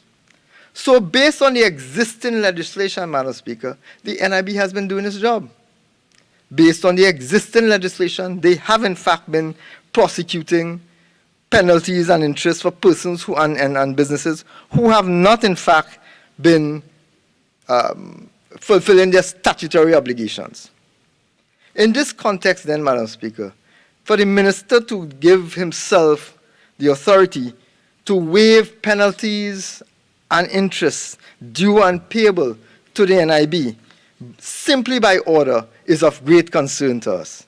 To be clear, this relates to interest and penalties owed to the NIB for an unspecified period. It could be debts for 1 year. It could be debts for 5 years, 7 years, or, Madam Speaker, since 2012. There's no specification, there's no restriction, there's no time frame described in the legislation, and this, Madam Speaker, is highly suspicious. Madam Speaker, the NIB is a body established by Act of Parliament number 35 of 1971, and therefore it has been in existence for 51 years without there having been the need for this kind of unilateral power that the Minister is seeking to vest onto himself via this legislation, Madam Speaker. It reeks of the risk of political interference and preferential treatment simply by executive fiat. The Minister, therefore, Madam Speaker, needs to tell this country exactly what prompted this requirement after 51 years. Which companies are to be afforded this exemption, and why? There's also missing, Madam Speaker, any type of procedure which will guide the enforcement of this order. How is this order going to be determined? Is it that entities are simply going to apply? Or is it that the Minister can walk into his office at any morning and decide that he was going to give an exemption to A, B, C, D, and E for the payment of penalties and interest? Something is wrong there, Madam Speaker. There's an absence of information, and because there's an absence of information, there is reason for concern. Where's to, Madam Speaker, is the accounting to the Parliament for these waivers being proposed by the Minister? How does Parliament, how does the national community know then that the Minister has afforded company A, B, C, D, or E a waiver of penalties and interest, as opposed to company F, G, H, and I? It comes back again, Madam Speaker, to the question and the need for accountability, which is sadly missing in this proposed legislation by the Minister. It also brings into question, Madam Speaker, the tendency for the government to facilitate what is exactly happening here, a breach of the law. That is not acceptable, Madam Speaker. The legislation that exists now exists, and the NIB, as I indicated just now, Madam Speaker, has been pursuing it. The legislation that exists now provides a penalty if someone, Section 40 of the National Insurance Board legislation, Section 40, specifies that the failure to comply with the requirements of the NIB, of the requirements for submitting your national insurance payments, is a criminal offense, the failure to comply. On the one hand, then, we are saying it's illegal not to make your payments. And on the other hand, the Minister is saying that by fiat, by order, I can simply wipe that clean, wipe the slate clean and start again. Madam Speaker, the Minister referred to the 2012 situation. And in 2012, the Honorable Dr. Keith Christopher Rowley, he was then leader of the opposition.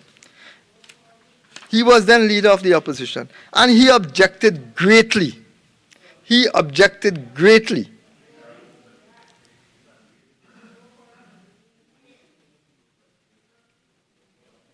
The then leader of the opposition, Dr. Keith Rowley, objected strenuously to the similar sort of a proposal, whereby a waiver was going to be placed for the removal of penalties and interest going back several years, once payments were due and owing.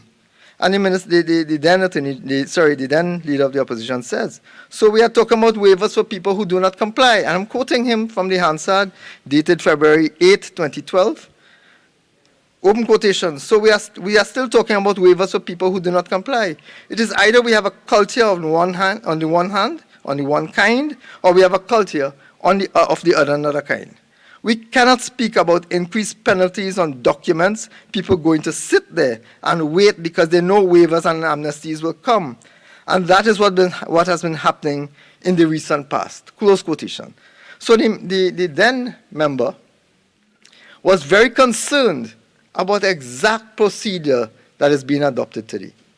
Madam Speaker, what we are also concerned about is that very recently we had an extension. We had a waiver for VAT, we had a waiver for outstanding taxes, etc.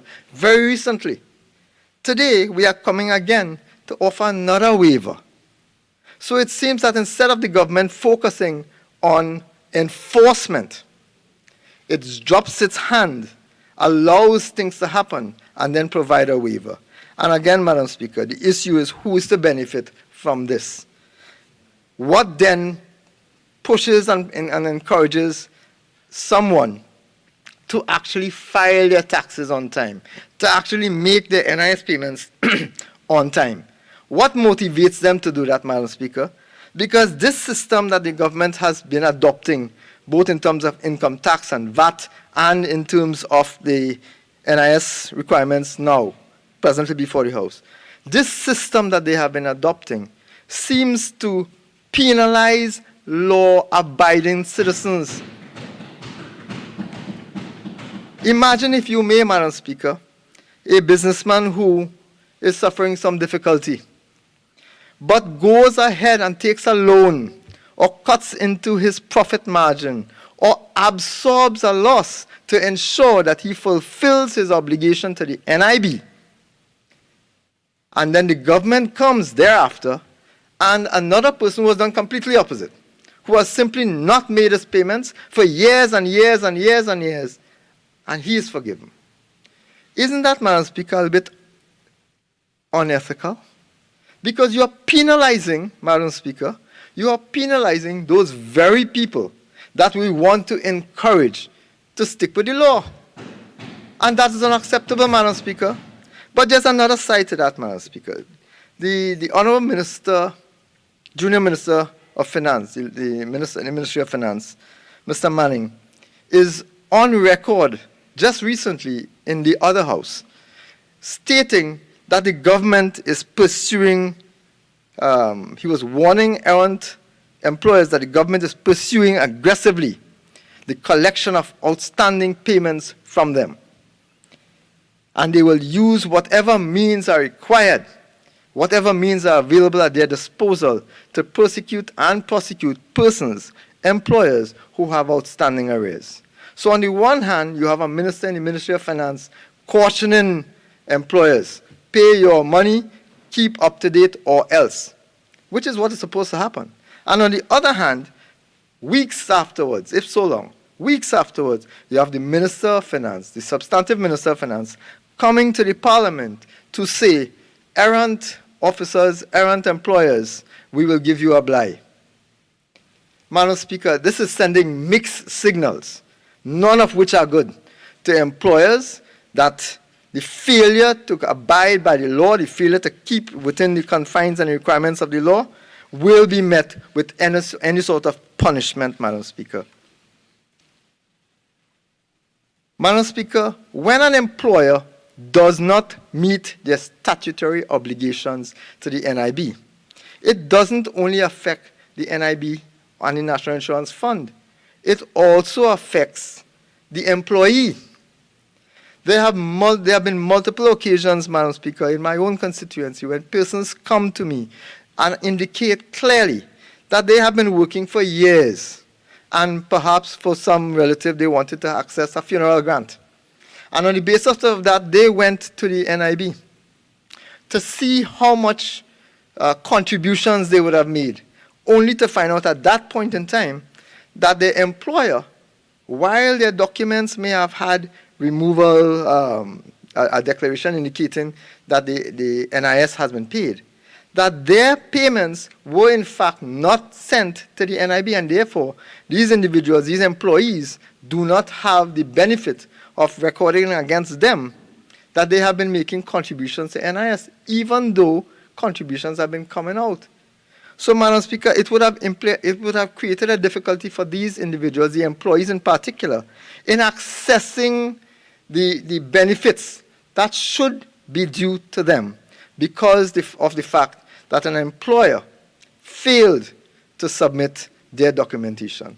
Madam Speaker, that is of grave concern to me as an individual, but is also a grave concern to me as a member of Parliament who have to interact with individuals on a regular basis whose claims have been that they have diligently, the individuals have diligently made their own payments and verily believed that the employers were making payments on time, only to find out thereafter that they are not entitled to the kind of payments and benefits that they should have been entitled to because the employer had committed a fraudulent act. And Madam Speaker, the fact then that this government sees nothing wrong with that, this government is seeking to give a blight to the employer, means that something else is going to happen. It means that the penalties, on average it's I believe $30 million that was collected last year and $35 million was collected the year before. In penalties and interest, this entity called the NIB, which has severe financial difficulties according to the minister, is going to be denied access to a substantial amount of that money. $30 and $35 million per year is a substantial amount of money that can be regenerated to pay the kinds of benefits that citizens are due. But it's not happening, Madam Speaker, because this minister has decided that he will retract that and allow the NIB to survive without the benefit of the arrears and without the benefits of the penalties and interest that it is due. And Madam Speaker, I want to repeat that. The fact is that when you get the penalties and interest, it is only after the NIB would have evaluated and assessed and investigated the submissions of the employer, and then determined that the employer was at fault, and then determined the cost that the employer has to pay by virtue of penalty and interest, and that is what the minister is saying he's going to waive. There's a difficulty then because you would have just wasted a substantial amount of investigative capability by the NIB. And that, Madam Speaker, brings me to another clause of the bill. In Clause 5 and Clause 6, I will come back to Clause 4, time permitting. In Clause 5 and Clause 6, the minister proposes to increase penalties and increase the time frame for investigations. According to the minister in his introduction, this legislation is about strengthening enforcement provisions, quote unquote. But that is not what this legislation is about. What the minister described is not entrenching and strengthening enforcement provisions. It's increasing penalties. It's increasing the penalty for non-compliance. Madam Speaker, there's nothing in the legislation that will tell us that once this legislation is implemented as is, that there will be a greater level of enforcement, that there will be a greater level of prosecution and prosecution. There's nothing here that says that. As a matter of fact, over the last several years, between 2012 and current, the reason the minister had to come to the Parliament with this legislation is because of the weakness of the enforcement.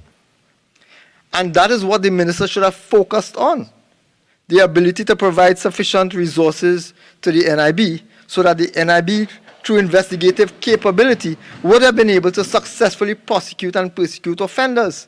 Instead, what the minister comes to do is to say, having done all this work, NIB, even though there are 4,000 plus errant employers outside who are not registered and several other thousands of employers who are in violation.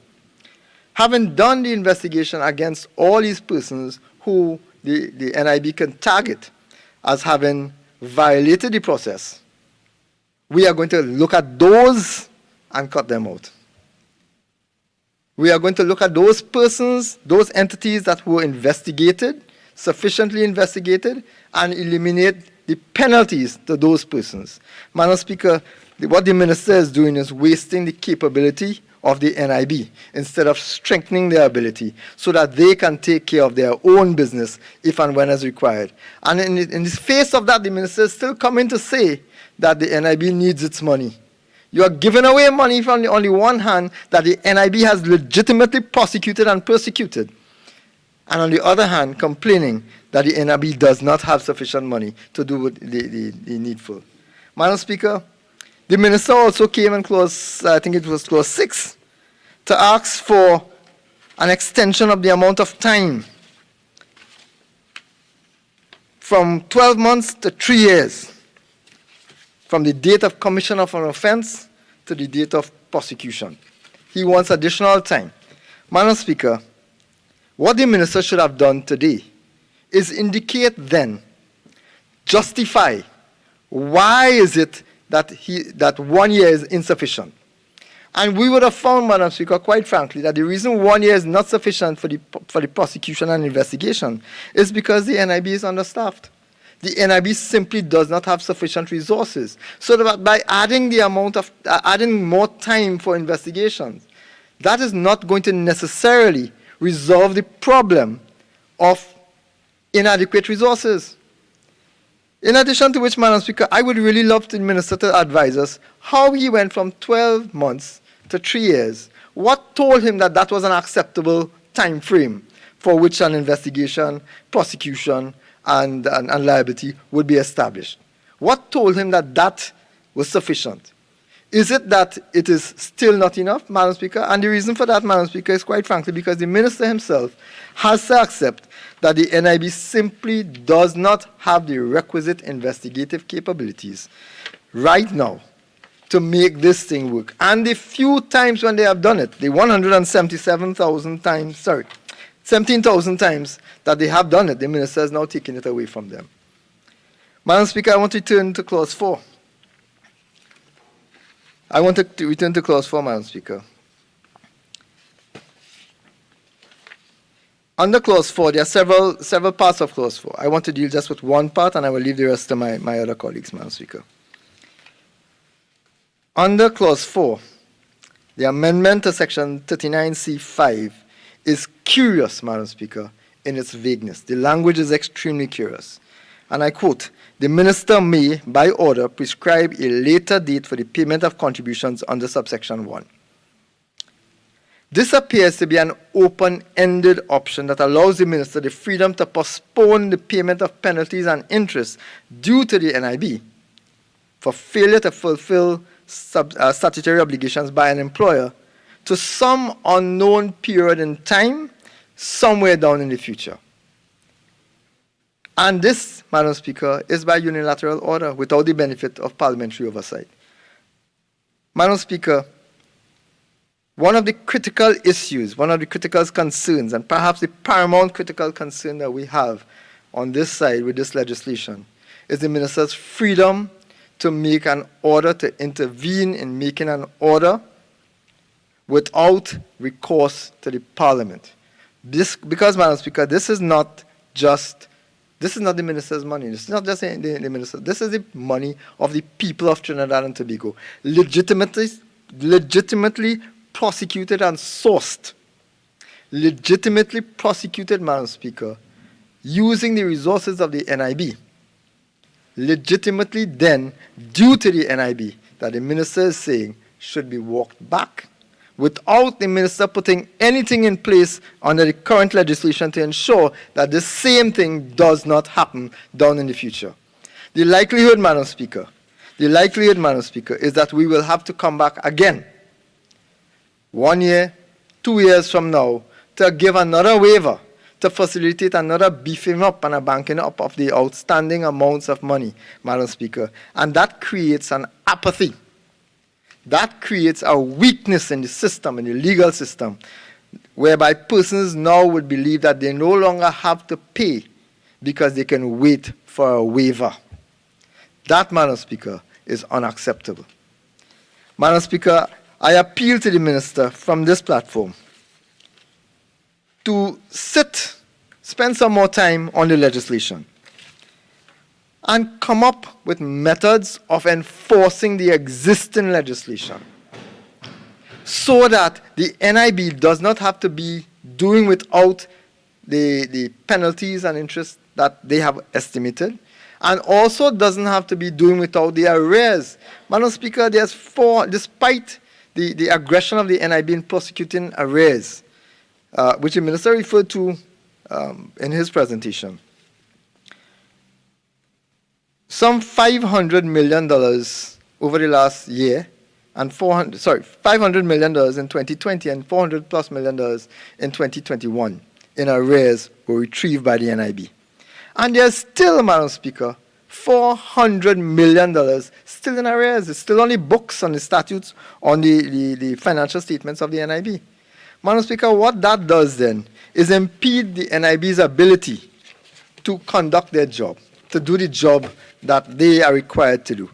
Instead, the NIB now has to spend additional resources to prosecute those very same offenders, Madam Speaker. And again, I'm repeating, that is because the NIB is under-resourced and therefore unable to effectively do the job that they're required to do. And it is sabotaging the effectiveness of the NIB to manage the social safety net that they currently operate with, Madam Speaker. Madam Speaker, as I close, Madam Speaker, I think the Minister owes the government, the government owes, the Minister in particular, owes Trinidad and Tobago an explanation as to who these offenders are, how long have they been in offense of the law, what action has been taken to ensure that they pay their dues, that they meet their obligations, statutory and otherwise, what protection is being put in place now for employees whose benefits would not have gone to the NIB because of these errant employers.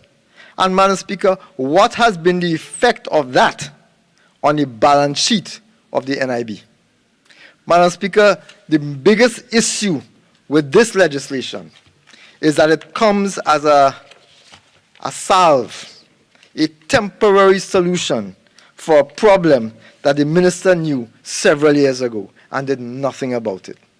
What the Minister is planning to do, and he spent quite a bit of time explaining what the other options are going to be that they are going to proceed along. But instead of fixing the problem now, instead of fixing it in 2015, 2016, 2017, when he acknowledged that substantial work was done in identifying what the problems were, instead of fixing it then, he now comes, having not fixed the problem, to try to find a temporary solution. The result, Madam Speaker, is predictable. The predictability of the result, the prediction, Madam Speaker, is that we are going to continue in a situation where employers are going to continue to not meet their statutory obligations, forcing the NIB to spend money to track down more money. And while that is happening, the government will continue to talk the talk and not walk the walk. Madam Speaker, with those few words, I thank you very much. Attorney General.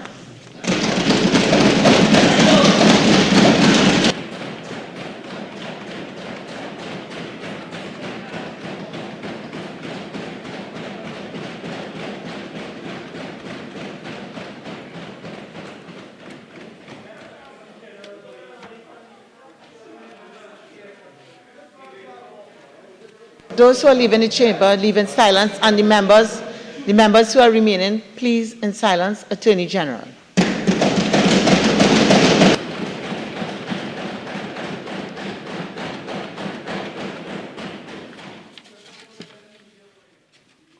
Thank you very much, Madam Speaker.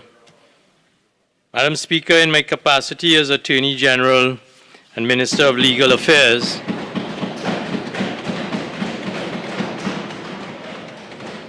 and on behalf of the government, I rise to support and to endorse the proposals by way of amendment before this House to the National Insurance Amendment Bill 2022, brought by the Honourable Minister of Finance and Acting Prime Minister. I make just a few comments this afternoon for the benefit of this House with reference to the proposed amendments, and I do so in the interest of addressing considerations of proportionality and the public interest. Considerations, Madam Speaker, over proportionality and the public interest always requires a careful balancing of interests which arises for the attention of democratic governments, which this government is. It is in that regard that I rise to comment on three aspects of the proposed amendment which have been comprehensively addressed by the Honourable Minister of Finance. One, the benefit to individuals that is proposed by these amendments. Two, the strengthening of the provisions of the substantive legislation by this amendment to ensure effective enforcement of the provisions of the Act once amended. And thirdly, the prerogative of the Minister of the Government by proposed amendment of the Substantive Act to permit to the Minister the exercise of the order that he can make under the Substantive Act to address considerations raised on the amendment. Firstly, Madam Speaker, the Honourable Minister has made it clear in his remarks. The key point is the reliefs by way of waivers which are bestowed on as a benefit to individuals. Secondly, the Honourable Minister has drawn attention to the improvements to be effected by the Act by clauses 5 and 6 of the bill, which strengthens the enforcement provisions of the Act to ensure that the National Insurance Board is better able to pursue those who submit false information, documents, or statements. And reference is made to Section 53(1) of the Substantive Act. Thirdly, the proposal to amend with reference to numerous precedents which the Honourable Minister has pointed to allow the Minister to make an order with reference to the proposed benefits which are to be conferred by this amendment. They speak in particular to the proposed amendment to Section 39B of the Act, that the Minister may by order provide for the waiver of penalties or interest under this section. Such an order is regarded, Madam Speaker, as subsidiary legislation authorized under the Principal Act. With respect to the first two considerations, that is to say the benefit and the burden, I once more return to that fundamentally important decision of the Judicial Committee of the Privy Council, still our final court of appeal until we replace it with the Caribbean Court of Justice. Only on Monday, the 20th of June, that final court of appeal issued its judgment in the Privy Council appeal Dominic Suraj and Satyanan Maraj against the Attorney General of Trinidad and Tobago 2022, UKPC 22. The appellants there were challenging the constitutionality of the public health regulations passed by the government to manage the COVID-19 pandemic. I rise on 48.1 and I'm failing to see the relevance of the Attorney General and this legislation. AG, please continue. Thank you very much.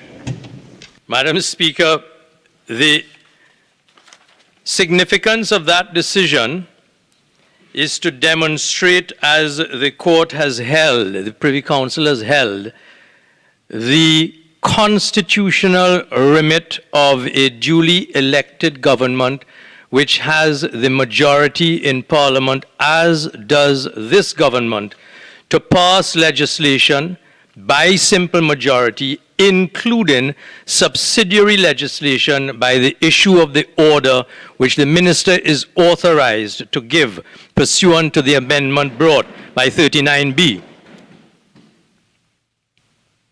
The judgment is fully reported. It's by virtual link. When I'm finished here, if the Honourable Member for Couva South gives me his email address, I'll send it to him so that he can read it at his leisure, because It is an educational instrument and judgment which takes us back to pre-republicanism and independence and helps us, those of us who are legislators, to understand the seriousness with which we should undertake the tasks which we come here on oath to discharge. Secondly, Madam Speaker, and equally relevant to the exercise that we are about today, the ruling is an important vindication of the government's long-standing legislative agenda and the use of legislation passed without a supermajority. This issue has been the subject of running vocal comments by members of the opposition, and the judgment has definitively addressed that. If I may trouble you, Madam Speaker, to take you to paragraph 67 and one or two other paragraphs of that judgment, for the benefit of the members of this House, for the record of this House, and for the benefit of the member of Couva South and other members on that side, who may not take the time or the trouble to read the judgment. Paragraph 67 of the judgment of the Privy Council reads, in among other things, the elected House of Representatives, that is to say, where we sit today debating this piece of legislation that is proposed, is the principal institution of the state, which gives effect to the democratic principle, and it does so according to the usual democratic procedure of one person, one vote on the basis of decision-making by ordinary majority.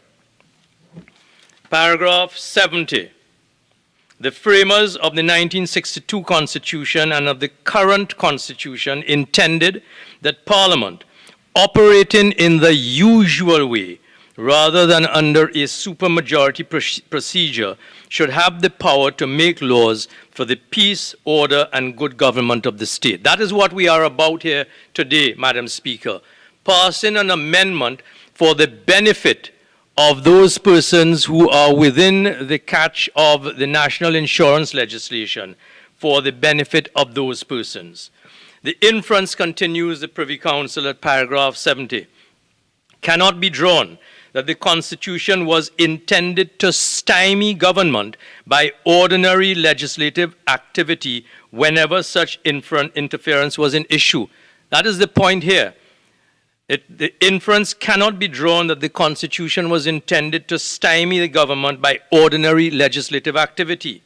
That would, continue the Privy Council, if I may draw the member for Couva South's attention to paragraph 70, that would undermine the power of effective government in the public interest by ordinary legislative activity which the Constitution confers on Parliament.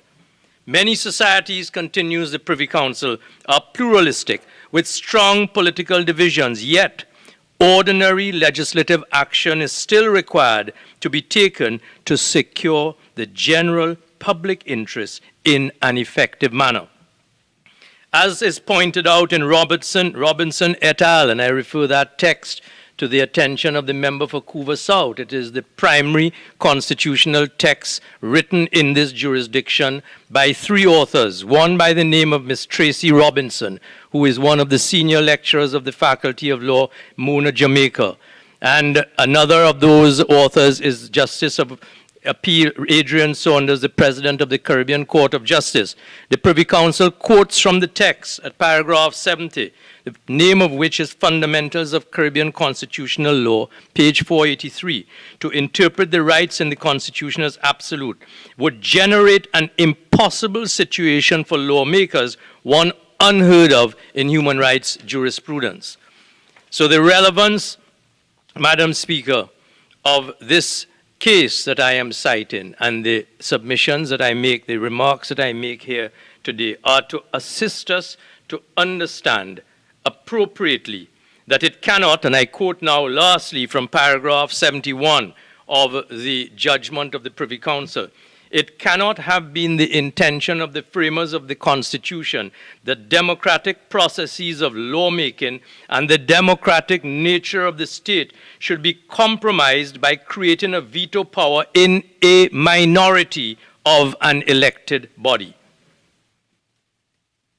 Those remarks ring significantly in respect of the approach which the opposition takes to every attempt which this government makes, forming the majority in the House of Representatives to pass legislation for the peace, order, and good governance of the citizens of this country. And that is what this amendment legislation is about.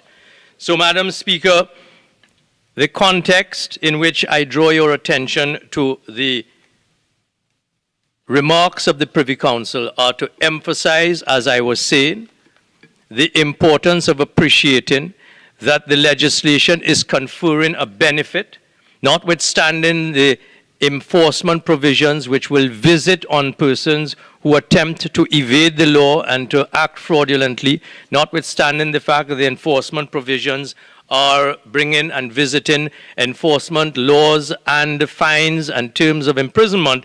The balancing interest in the public interest is vindicated by the fact that these amendments are brought for the peace, good order, and government, and for the benefit of the citizens of this country. And the language of the Privy Council now, which has found its way into constitutional jurisprudence, is that it is proportionate. You weigh the benefit with the burden in the public interest for the public good.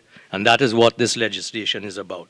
Lastly, Madam Speaker, I draw attention to the proposed amendment to Section 39B, by which the Minister will be permitted by the subsidiary legislation in majority Parliament the technique of a ministerial order to provide for waiver, which is appropriate and applicable once this amendment is passed, and taking the trouble to emphasize the validity of the process to allow for the effective implementation of the legislation.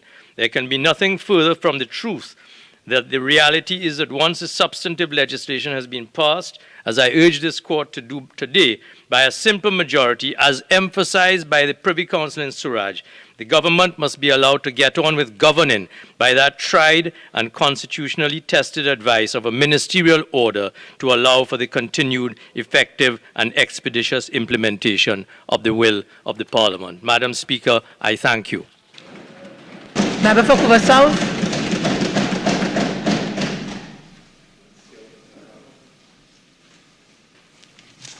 Member for Vancouver South, you're reminded you have 30 minutes full time.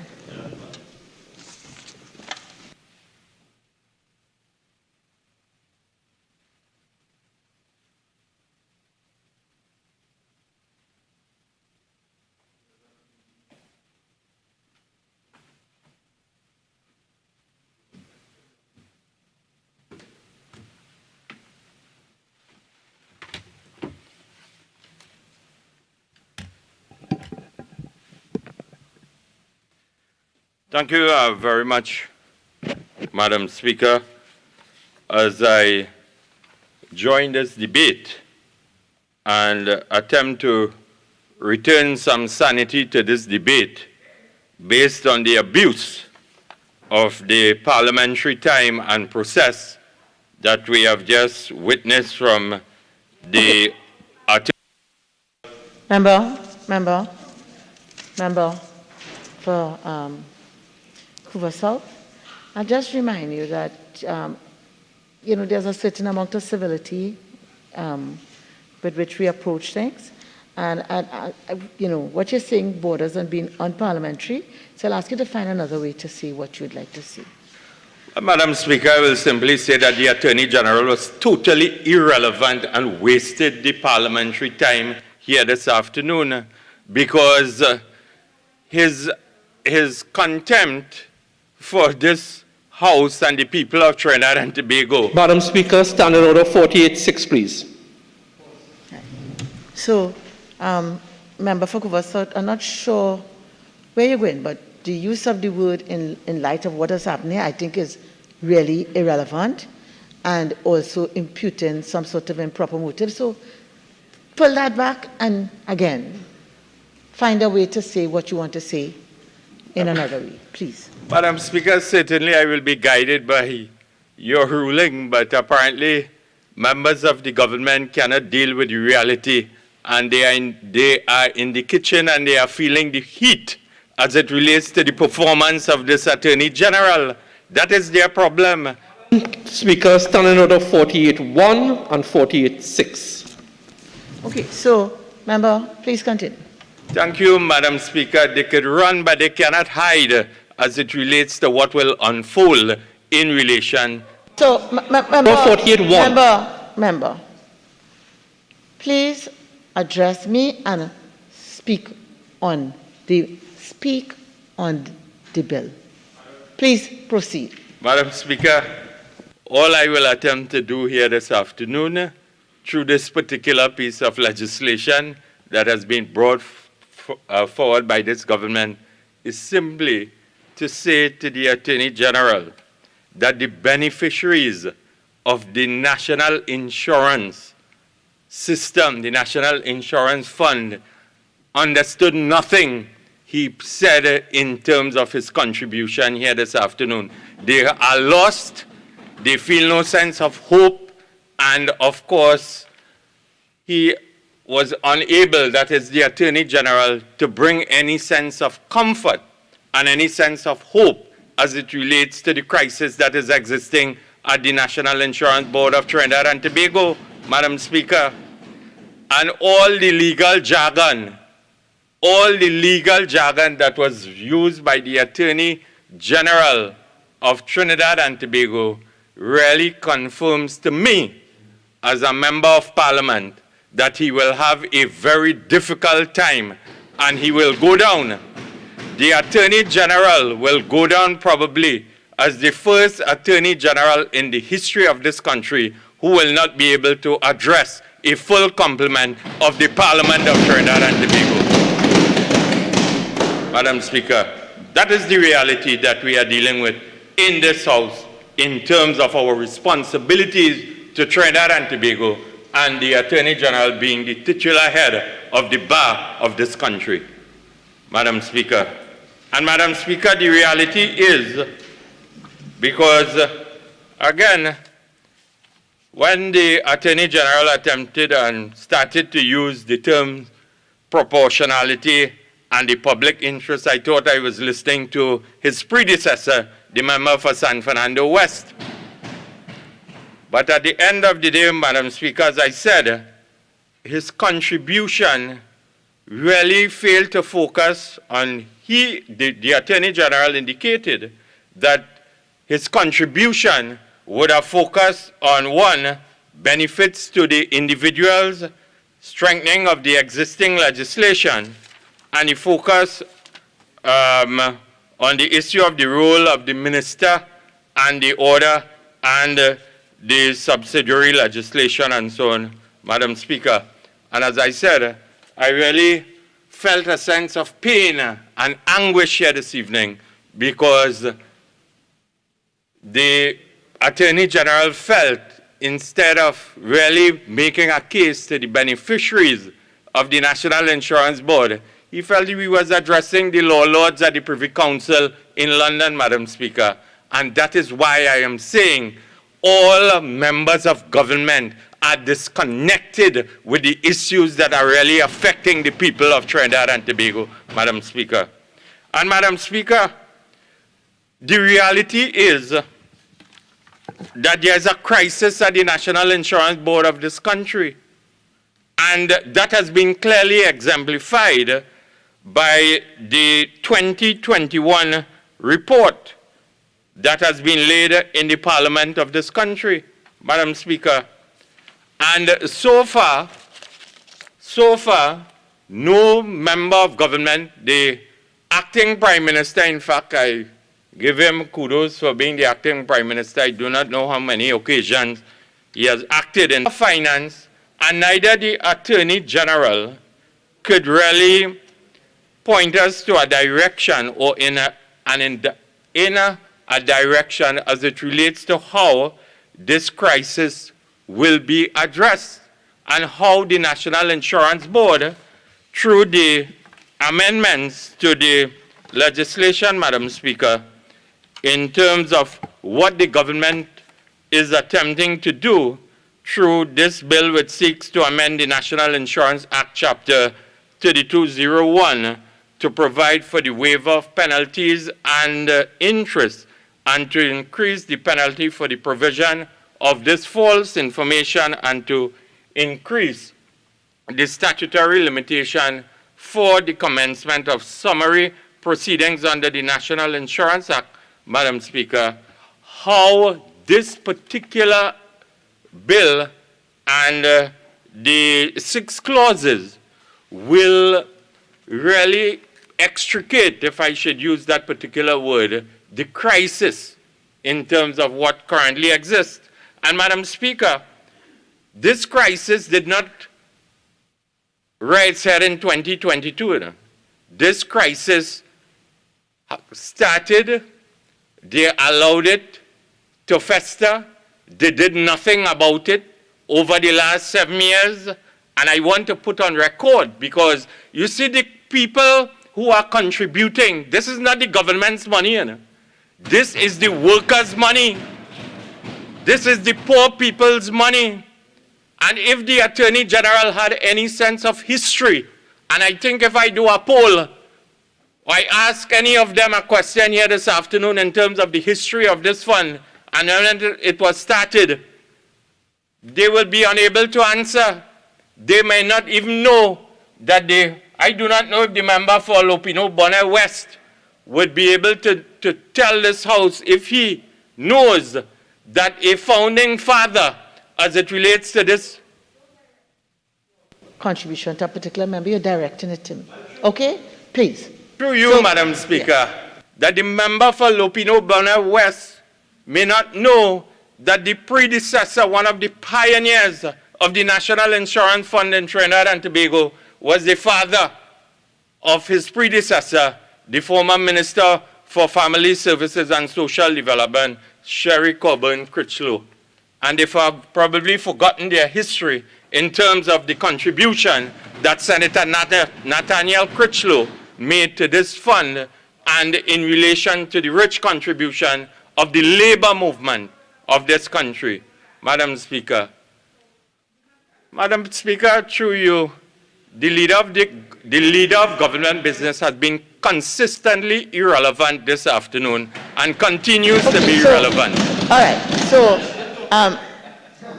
members, while I understand the banter and so on, I'll ask members to remember the standing orders with respect to talking across the floor, loud speaking, disturbance of the member speaking. Please continue your contribution. Remember that you're directing your contribution to the chair. Certainly, Madam Speaker, but they will feel my fire through you also. Because they will not beat members of this opposition into submission if they dish out in the Gayal, they will face the wrath of the opposition in the Gayal, Madam Speaker. And they must learn to handle it and don't hide behind standing orders. If you want to dish out, take the fire that is coming at you, Madam Speaker. And Madam Speaker, the relevance is that you have done nothing with respect to the National Insurance Board. And that is why the inaction, the laziness, and the incompetence of the Minister of Finance has us in this predicament today. Because in 2016, the NIB had to dip in its investment to finance benefits to the tune of $261.54 million.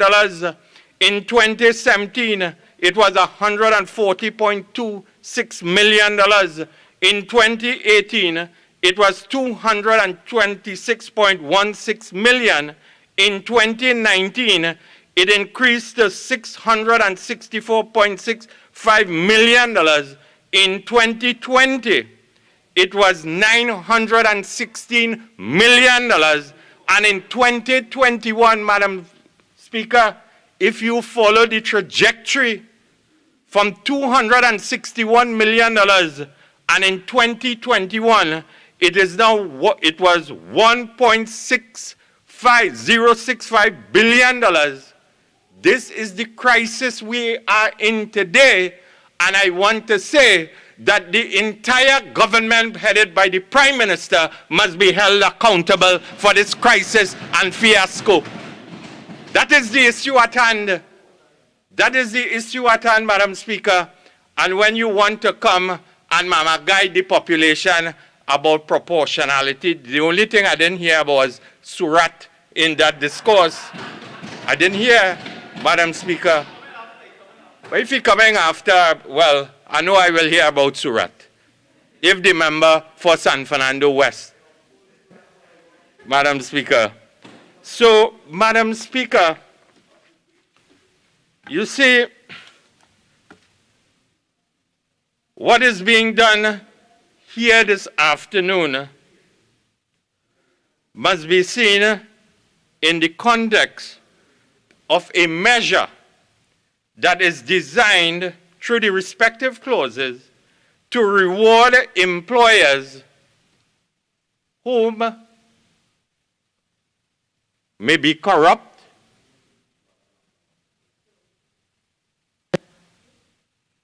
that and find another way to see what you want to but Madam Speaker, if you deduct. So you're withdrawing it and Yeah. you find, yes? I Yes, need to Madam hear you. Speaker. You I am withdraw? withdrawing. Yes, please. I am withdrawing. Go on. Yeah. But the layman in Trinidad and Tobago, the law lords, they are not the law lords in this country, you know, or at the Privy Council. The layman, the workers who give their blood, sweat, and tears to the development of labor and companies throughout the length and breadth of this country, when you deduct their hard earnings and you tell them that you are submitting it as contributions to the National Insurance Board on their behalf, what word can I use again, Madam Speaker? It is fraud of the highest. And all I am saying that this government is rewarding persons who are involved in fraud. That is the issue here, Madam Speaker. Standing Order 48-6, please. So, member, again, find another way. Uphold the objection. Find another way to say what you want to say, please. Madam Speaker, I know that there are a number of questionable activities that are taking place and cabinet ministers have to answer a lot of questions. Speaker, Standing Order 48-6, please. Standing Order, this is not a circus. Okay, all right. So, member, I want you to confine what you're saying to the bill that is before us, all right, and not about other matters. So please get back to this. Find a way to say what you would want to say that is within the context of the standing order. Certainly, Madam Speaker, but I want through you to tell the leader of government business the startling figures that I have just called out in terms of the crisis at the National Insurance Board is certainly not a circus to the hundreds of thousands of workers who depend, and retirees especially, and I want to put it in the proper social context, because sometimes, as I said, they are so disconnected from the ordinary people of this country that stick break in their ears. They cannot listen, they cannot understand the compassion. There, you keep referring to there. You're talking about honorable members, or you're talking about members on the other side. Okay? Please. Yes, Madam Speaker, members on the other side. Because, you see, as I said, on the 17th of April 2022, I want to read from an Express article written by Luan Roberts Hunt. And the headline was, "He was always able to put a pot on the fire because of the National Insurance Board," Madam Speaker. And this was a person who was 105 years and the oldest recipient of the National Insurance Board in terms of insurance in Trinidad and Tobago by the name of Philip Lady Bob. And the centurion reflected on his feeling of financial stability and security when monthly he could tell his wife Frederica to put a pot on the fire because the payments were always timely and certain, Madam Speaker. So certainly this is about benefits that are near and dear to the elderly, to the retirees, the workforce, and so on. And as I said, through you, what the opposition is putting forward here this afternoon is hardcore facts, the reality, the concerns of the beneficiaries and recipients, because we are not about a circus. We are about putting the issues and attempting to point the government in a particular direction, Madam Speaker. And Madam Speaker, the Attorney General focused on the issue of the order. And if we look at Clause 3 of the bill, it seeks to amend Section 35B of the Act by empowering the Minister to waive the penalties or interest due and payable under Section 39B by the order. And the amended Section 39B reads as follows. 39B1, where any employer fails to pay the amount of contributions payable by him to the board under the provisions of this Act by the 15th day after the due date, he shall be liable to pay a penalty of 25% of the outstanding sum, or B, penalty of 100% of the outstanding sum, where the period for which the contributions were retained is in excess of 5 years, and C, interest on the entire sum in relation to the penalty and the outstanding sum at the rate of 15% per annum from the 16th day of the following month until payment.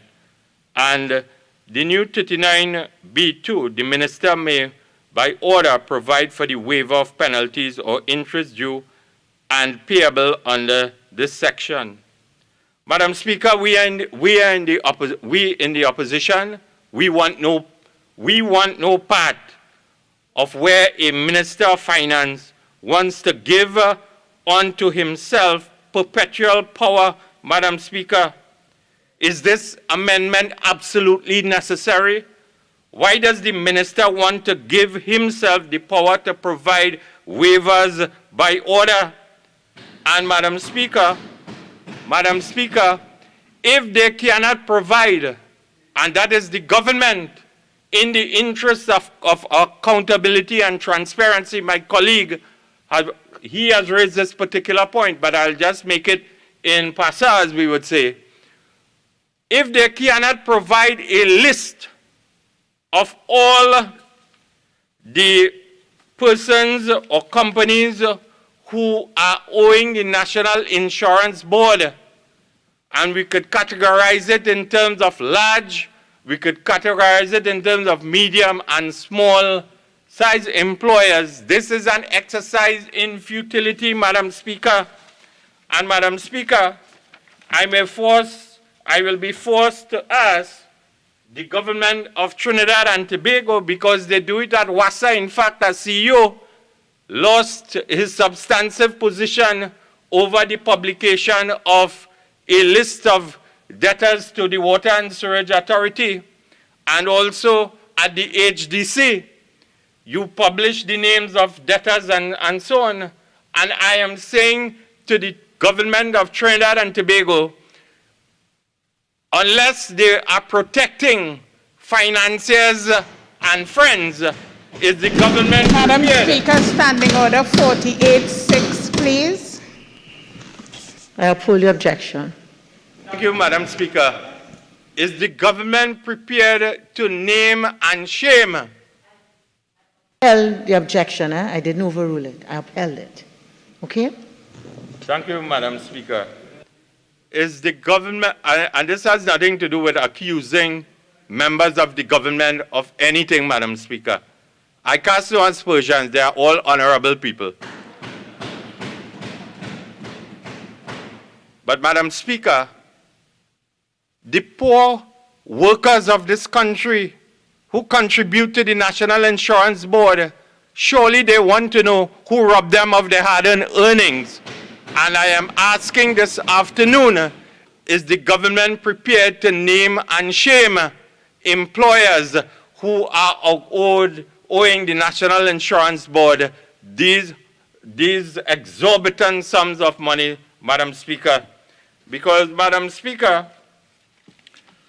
we were told that approximately 4,000 employers, that is by the Minister of Finance, are not registered, and based on the formula that the government is seeking to implement here this afternoon, that if it becomes a reality, the government, based on actuarial projections, will earn $161 million in its first year, and over $792 million will be collected over the next 10 years.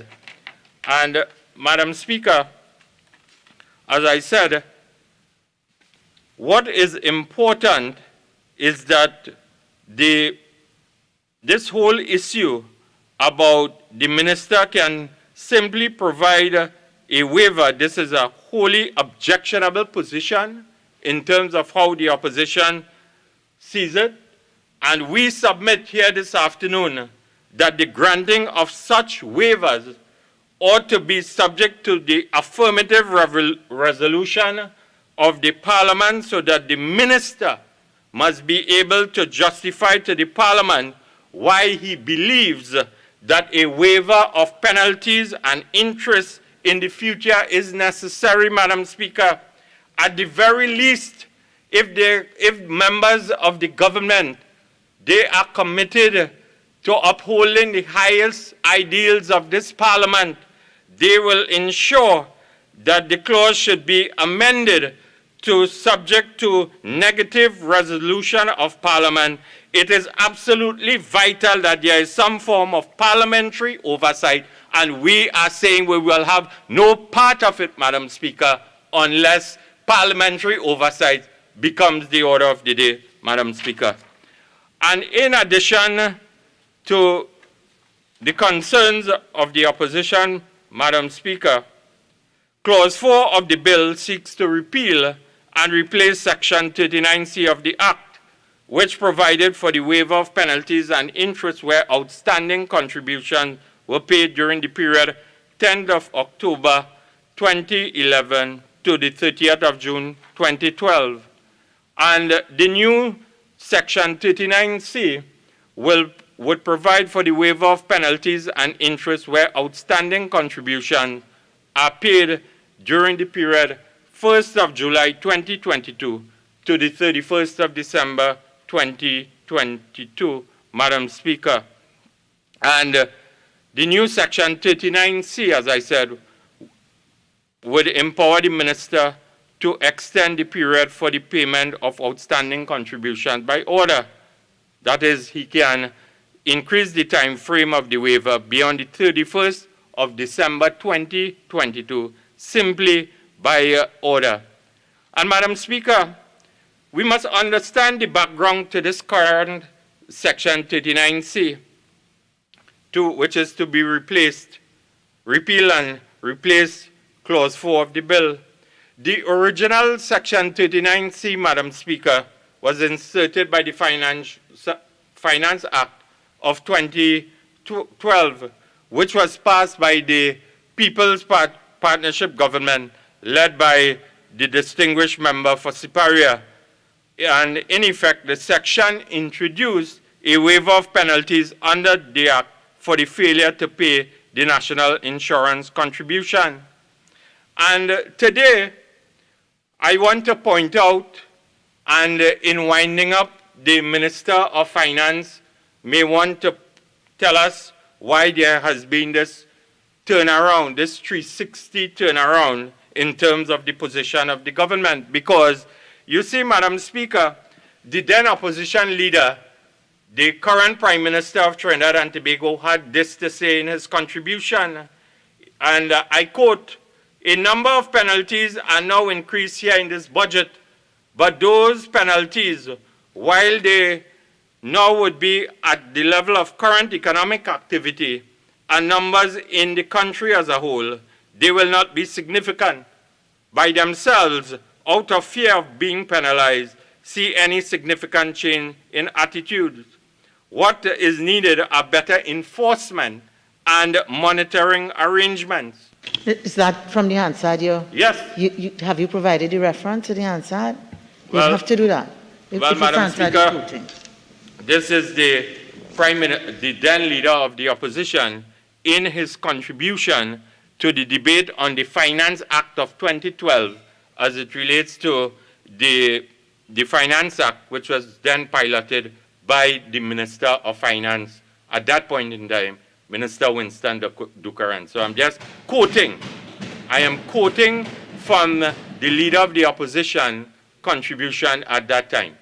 You know, member, you're sufficiently senior to know that if you're referring to the Hansard, you will have to give the reference.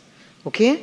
So I'm not sure that cuts what you are required to do. Madam Speaker, the Minister the leader of the opposition on February the 8th, 2012, when he made his contribution in this particular debate, Madam Speaker. And as I continue to show how they speak with double tongue.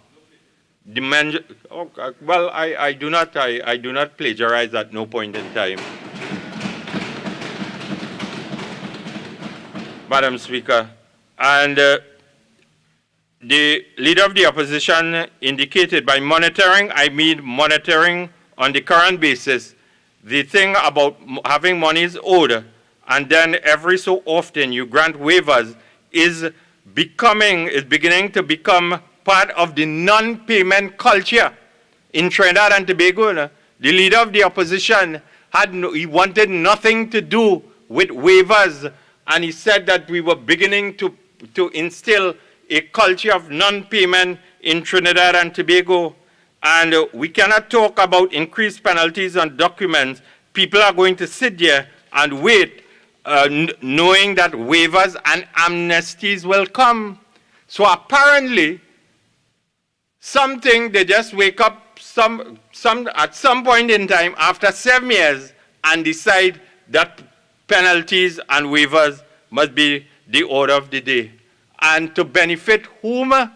This is why we want no part of this, Madam Speaker, because at the end of the day, this is a plaster on a sore. This is a smoke screen.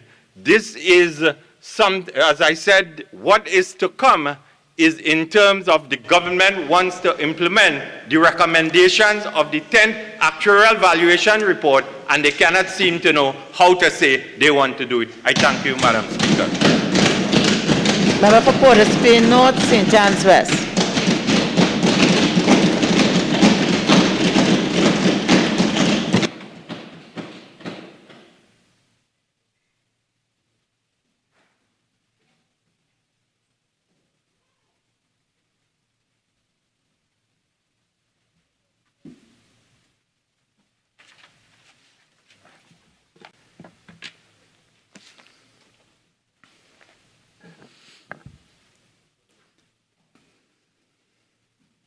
Thank you very much, Madam Speaker.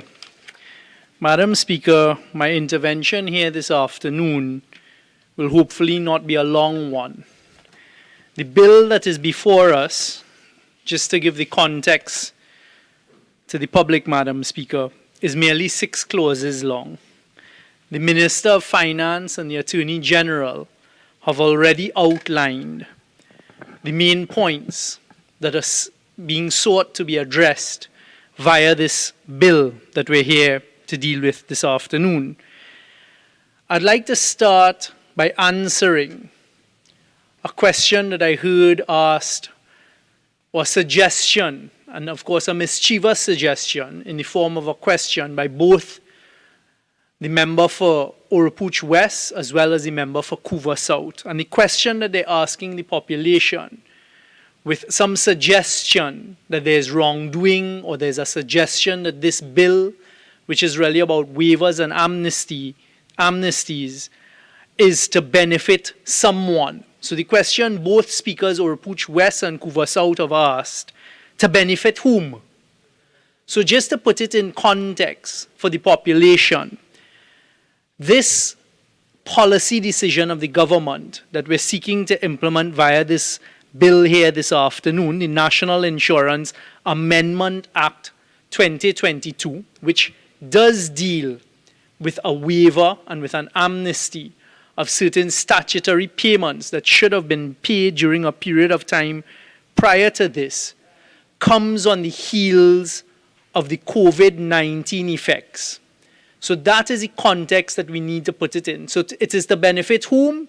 It is to benefit those persons who struggled during the pandemic, those persons who from March 2020 to recent times when the economy was reopened, for those persons who had to make statutory payments during that period.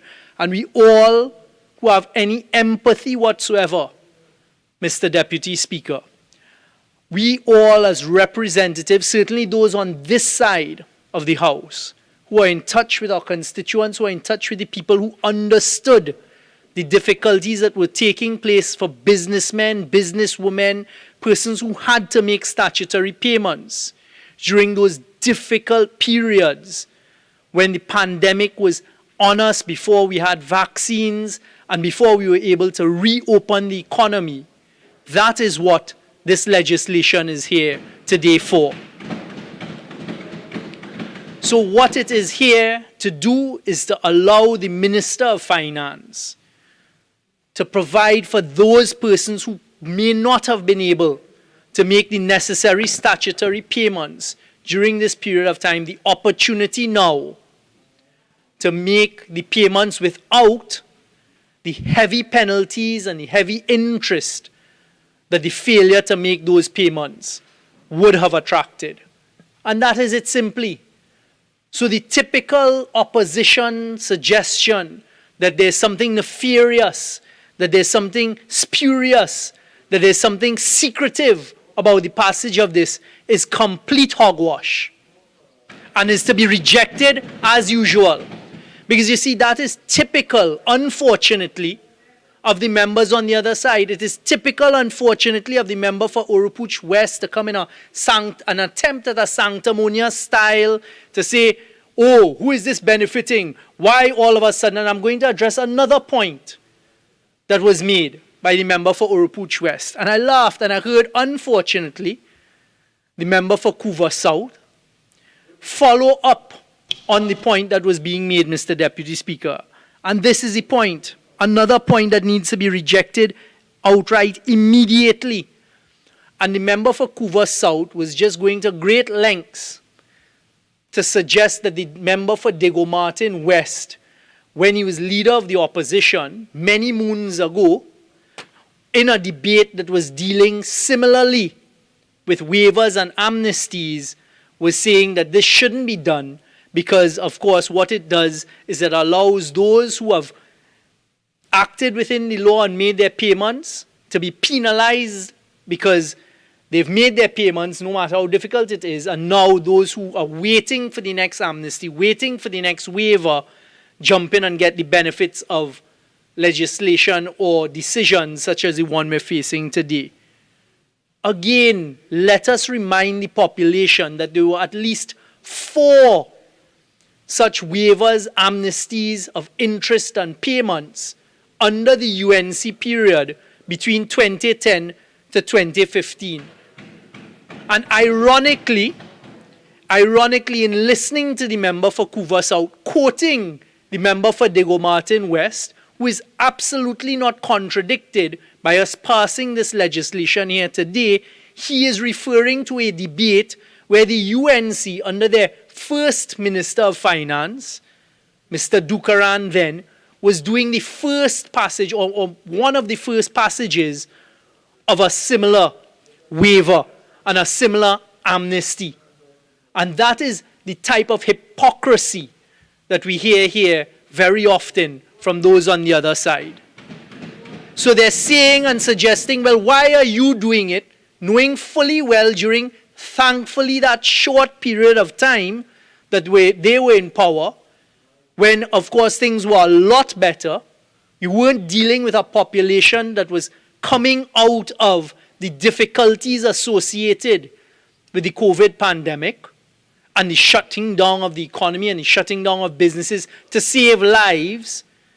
And maybe it is that they knew who they were doing it for at that time and who they were trying to benefit, maybe their friends and financiers at that time. But that is not what is applicable here today. And I want to put that on the Hansard through you, Mr. Deputy Speaker. So for the population looking on, what we're here today to do is to allow, as has been said by the Minister of Finance and the Honourable Attorney General, to allow the Minister of Finance to waive or to provide what is commonly known as an amnesty for certain statutory payments that are to be made to the NIB for a specific period. And it says, right, a penalty of 25% on the outstanding sum when it's due if it's not paid. And then a penalty of 100% of the outstanding sum if the sum has been outstanding for more than 5 years. And interest on the entire sum at interest rate of 15% per annum on both the penalty and the outstanding sum from the 16th day of the following month until payment. So today the measure that we're passing is to provide those persons who faltered, those persons who didn't make the statutory payments at a period when the economy had contracted and was shut down, to save lives in the response to COVID. And what the Honourable Attorney General started off his presentation by quoting the case of Suraj and the recent decision of the Privy Council was to set that context, to remind us that this is what happened as the government, and it has now been held by the Privy Council, rightly and properly, constitutionally protected the lives of the population of Trinidad and Tobago during that period. During that period, the record reflects that there were a number of initiatives by the government to provide relief for the citizens. So to sit here and to listen to elected representatives who not so long ago were coming in the same chamber and screaming that they represent businessmen who are closing down their businesses and businesses that are struggling, etc. I want to remind the population, the same ones who are crying that now, when businessmen are being provided with the relief, and it's not just for them, but also for their employees, because the beneficiaries of some of these statutory payments, Mr. Deputy Speaker, some of the most important beneficiaries of these NIS payments are the employees. And you wouldn't hear those on the other side, unless it is tongue-in-cheek, trying to fight for employees. So what you're now giving is employers who, for one reason or another, whatever difficulties they were in, the opportunity without attracting interest and without attracting penalties to come and make the payments on behalf of their employees. And I stand here as a member, the elected member for Port of Spain North, St. Anne's West, and I make a plea today to all of the employers out there who during the last difficult periods may not have been able to keep up to date with the statutory payments for their employees. When this legislation is passed by this government, come forward without the attraction of the interest and the attraction of the penalties, which are very high, and make the payments. So down the road when your employees retire, or down the road, God forbid, they have some accident at work, etc., they are able to access their payments. Because again, if the payments are not made, meaning the statutory payments that have to be made on behalf of the employees by the employers, when it comes time, and we heard it very often again during the pandemic, because one of the offers, one of the initiatives by the government was to pay those who were unemployed or not working during the pandemic. And the NIB had to provide some of those payments. And very often we heard these stories again as representatives on this side from our constituents that they were going to NIB, thinking in all these years they've been working, the statutory deductions were being paid to the NIB. And when they went to the NIB to be told, well, hold on, we're not seeing any payments made on your behalf for the period of time. And the disappointment and the distraught and the trauma they then had to face. So again, the plea here today is, when this legislation is passed, all those who have outstanding payments to the NIB, who will fall within this amnesty, please go and pay it, because we never know what can befall any of us tomorrow or the day after tomorrow. So quite contrary to what we've heard from those on the other side, Mr. Deputy Speaker, this actually is legislation that is designed to assist and to help and to benefit the small people in Trinidad and Tobago and the employers in Trinidad and Tobago to allow them the opportunity to make these payments. So to listen to those on the other side attacking it, and they know why, and the population needs to just observe. Anytime you see the attack on legislation by the other side, immediately that's a red flag that you should know it is something to benefit the people of Trinidad and Tobago. Another point that was being made by the member for Couva South, you want negative resolution of Parliament and the minister shouldn't be allowed to do these things. Again, through you, Mr. Deputy Speaker, lest any member, right-thinking and civic-minded member of the population is misled, the reason you want to give the power that we're seeking to do here today to the minister, that the minister may by order provide for the waiver of penalties or interest due and payable under this section, is so that you would be able to avoid the need to utilize parliamentary time for these administrative matters. Because very often, as the UNC did on at least 4 or 5 occasions between 2010 and 2015, although they wish the country would forget that, in a very different time, they provided waivers and amnesties for the population of Trinidad and Tobago. It is to allow the Minister of Finance the opportunity, in particular with the NIB, because the way the legislation is currently framed, he does not have that opportunity. And very often persons, we can go through something, some period of difficulty, as we have just done with COVID, when, as I say and I repeat myself, businesses were closed and the economy had slowed down. It is now that you're allowing the Minister of Finance, and he's not doing it on his own. He will do it via coming to Cabinet, and Cabinet taking a collective decision that we should allow a waiver period. And I can say it is not the policy of this government, again contrary to what the member for Couva South was just trying to paint by referring to a contribution to a debate by the member for Diego Martin West in the past. We do apply what the member for Diego Martin West was saying. And I can tell the population that the few waivers and amnesty periods that this PNM administration has had since 2015 to date have always had very robust conversation, debate, interrogation by the Cabinet. It has never been done willy-nilly. It has never been done in the manner that everything was done in that period, 2010 to 2015. We asked the Minister of Finance, well, justify to us why you think on this occasion you should provide an amnesty period. And I have provided the answer to the question, to benefit whom? To benefit the small man, to benefit the employees, to benefit the employers that struggle to make these payments.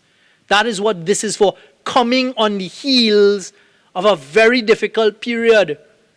And again, just to remind those on the other side, because they don't like to hear it, a period that has now been upheld by the Privy Council in Suraj, that the government on this side absolutely constitutionally, correctly, and properly use the public health regulations to manage the population and to save lives.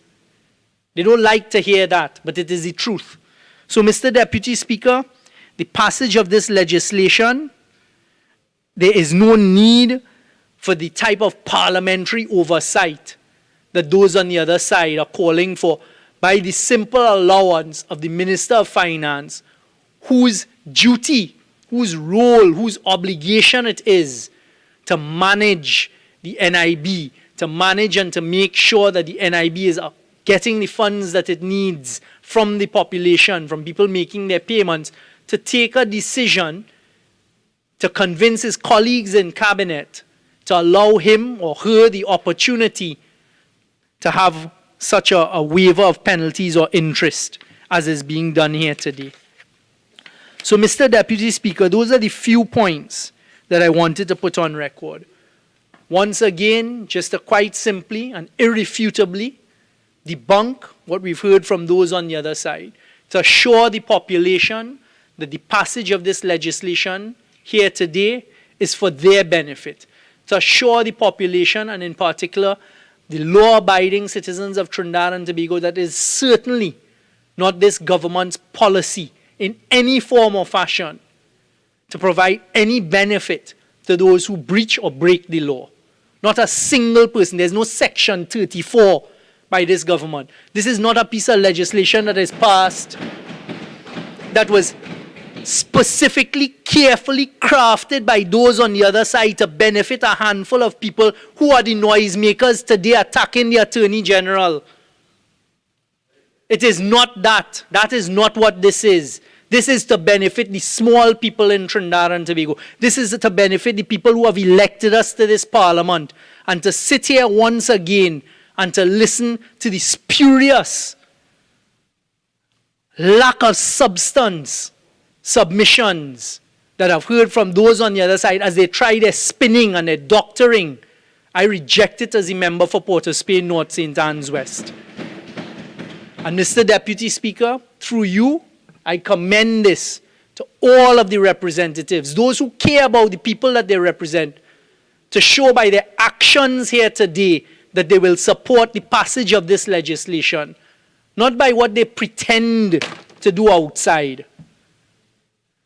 And with those few words, Mr. Deputy Speaker, I pledge Port of Spain North St. Anne's West's full support for the passage of this legislation, and look forward to those employers who struggled to make the payments for their employees during difficult periods that we've now come out of, fortunately.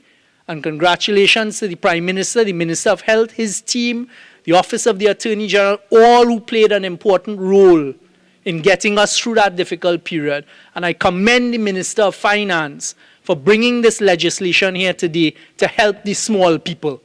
Thank you. I recognize the member for Point Up here. Member.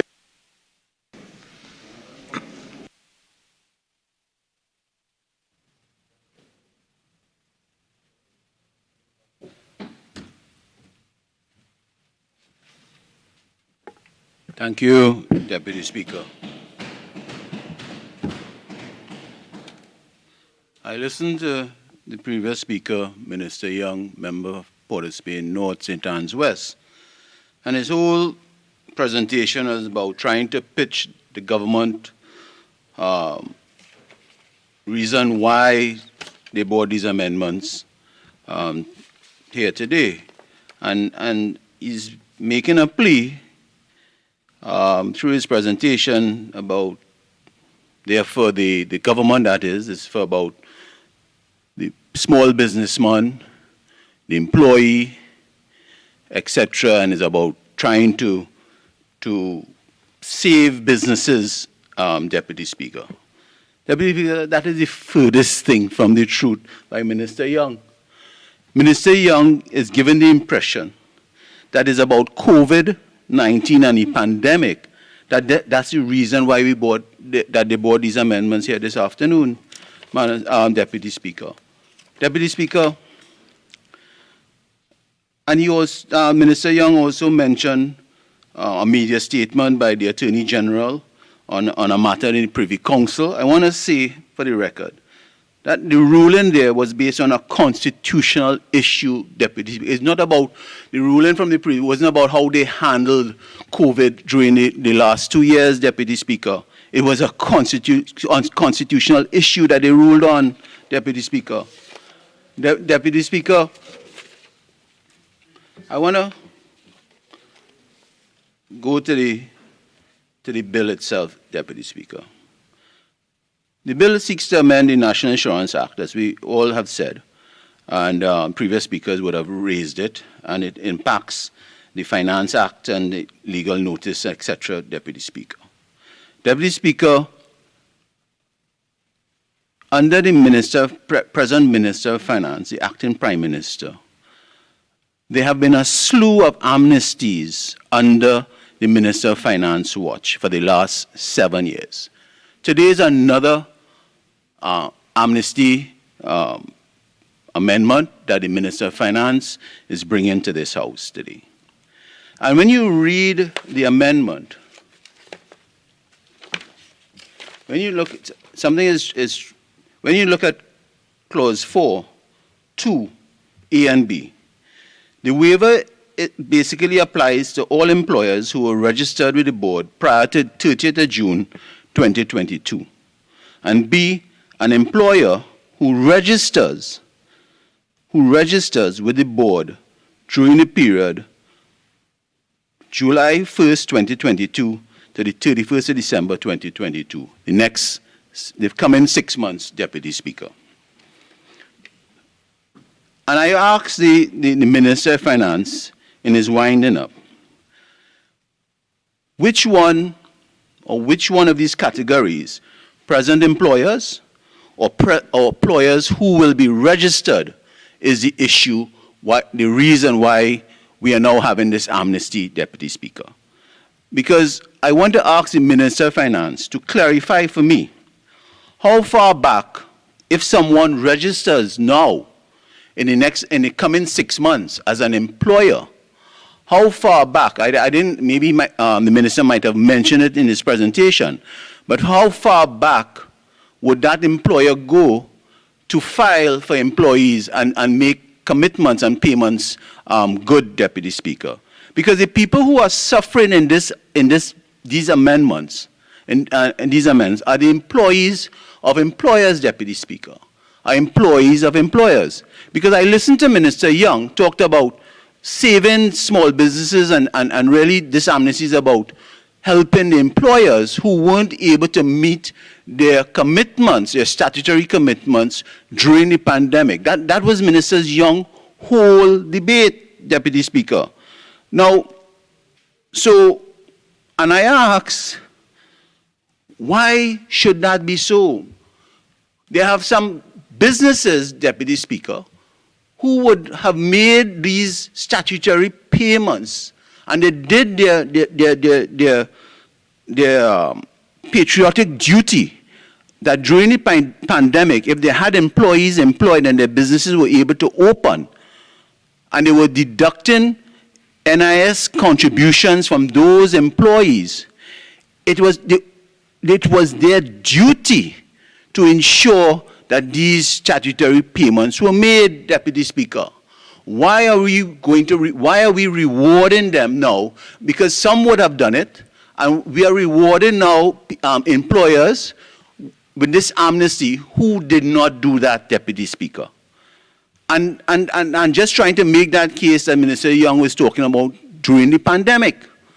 And I don't think it's only during the pandemic. And I ask the question, who is this government, big businesses that would have come to them and plead their case to ask for this amnesty, Deputy Speaker? It is not the small businessmen.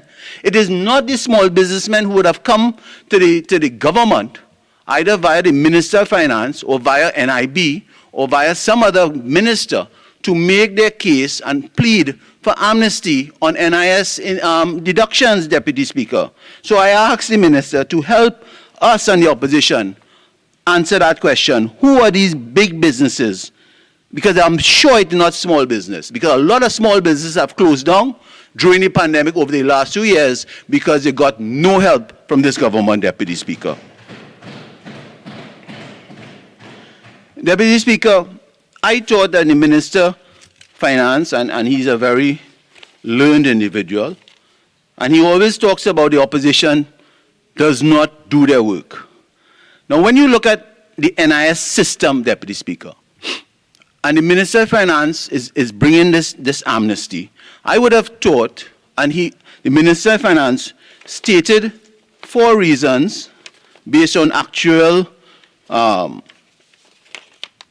advice, that some of the reasons why we need some improvement in the NIS system in NIB, Deputy Speaker. And one of the bugbears for me, Deputy Speaker, and I thought the Minister would have looked at that, is that if you're asking people to meet their statutory commitments, like their income tax, PAYE, unemployment levy, business levy, etc., when you look at the contribution table of the NIS system, Deputy Speaker, I think it has 16 areas, 16 levels, 16 bands, Deputy Speaker. And when you look at the bands based on your income, your weekly income, your monthly income, it is a very cumbersome process for employers to go through, Deputy Speaker.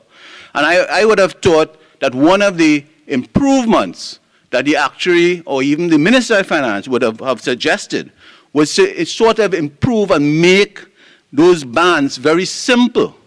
Reduce it maybe from 16 to 8, so that it does not become an onerous system for even the small business employers to make those payments on behalf of the employees, Deputy Speaker. Because you have to try and lessen the amount of cumbersome, the red tape in our entire payment system, whether it is the BIR, whether it is the NIB, Deputy Speaker, to assist the employers so that they will see it not as a onerous situation to make these payments on behalf of the employees, Deputy Speaker. So I asked the Minister to look at those rates, the bands, to simplify it, so that it can assist employers in meeting their contribution and their payments on a timely basis. That will also assist in us having less amnesty going forward, Deputy Speaker. Thank you, Madam Speaker. Madam Speaker, when I listened to Minister Young talked about that we did it in 2012. The Minister of Finance at the time was Winston Dukaran. Now, Minister Dukaran, at the time, Minister of Finance, had put in a sunset clause. It was just for 6 months. What this amendment bill is about is there's no sunset clause, and any time the Minister of Finance, by order, a negative resolution, can come and pass his own amnesty without proper oversight by Parliament, Madam Speaker. So we had raised, my 2 previous colleagues had raised that issue about that lack of sunset clause and not time bound, Deputy Speaker, Madam Speaker. Madam Speaker, I would have thought, and I know the Minister of Finance touched on it, and you allowed him a little bit leeway a bit. And I would just ask, in trying to increase the contributions from NIB, and we realize there's a deficit between contributions, revenue, and benefits. And the Minister of Finance, I want to ask him to actually fast track that whole issue about self-employment, because that is another source of revenue, of NIS contributions. That is. Point of order, 48.1. This dissertation on the self-employed. No. Minister of Finance, you were given some opportunity to speak about the different options. Okay, so I will give the member an opportunity. I wouldn't let him delve too much into it, but I'll give him an opportunity. Please proceed. Thank you, Madam Speaker. I thank you. And I will follow your ruling. I will not delve in it. All I would say is that I agree with the Minister of Finance that there's some emphasis and importance should be placed on looking at the self-employed and bringing them into the whole NIB ambit as a revenue-generating method, Madam Speaker, and I leave that there. Thank you, Madam Speaker. Madam Speaker, the Minister of Finance talked about our aging population. The Minister of Finance talked about reduction in the workforce, and etc., Madam Speaker. And we agree with that. We have an aging population, we are living longer, and NIB, there's a lot of strain that is being put on NIB for benefits by the citizenry of Trinidad and Tobago, Madam Speaker, and I'm assuming they're trying to raise revenue for NIB by bringing this amnesty to close the gap between revenue and benefits, Madam Speaker. But I want to go back to what Minister Young's contribution, Madam Speaker. Minister Young talked about the non-payment during the COVID-19. So, member, I know sometimes it's difficult to remember. So it's either we saying the Minister of Energy and Energy Industries, or we seeing the member for Port of Spain North, St. Anne's West. I know it's sometimes difficult. Okay? Madam Speaker, I refer to the member of Port of Spain North, St. Anne's West in his contribution. I apologize. Okay.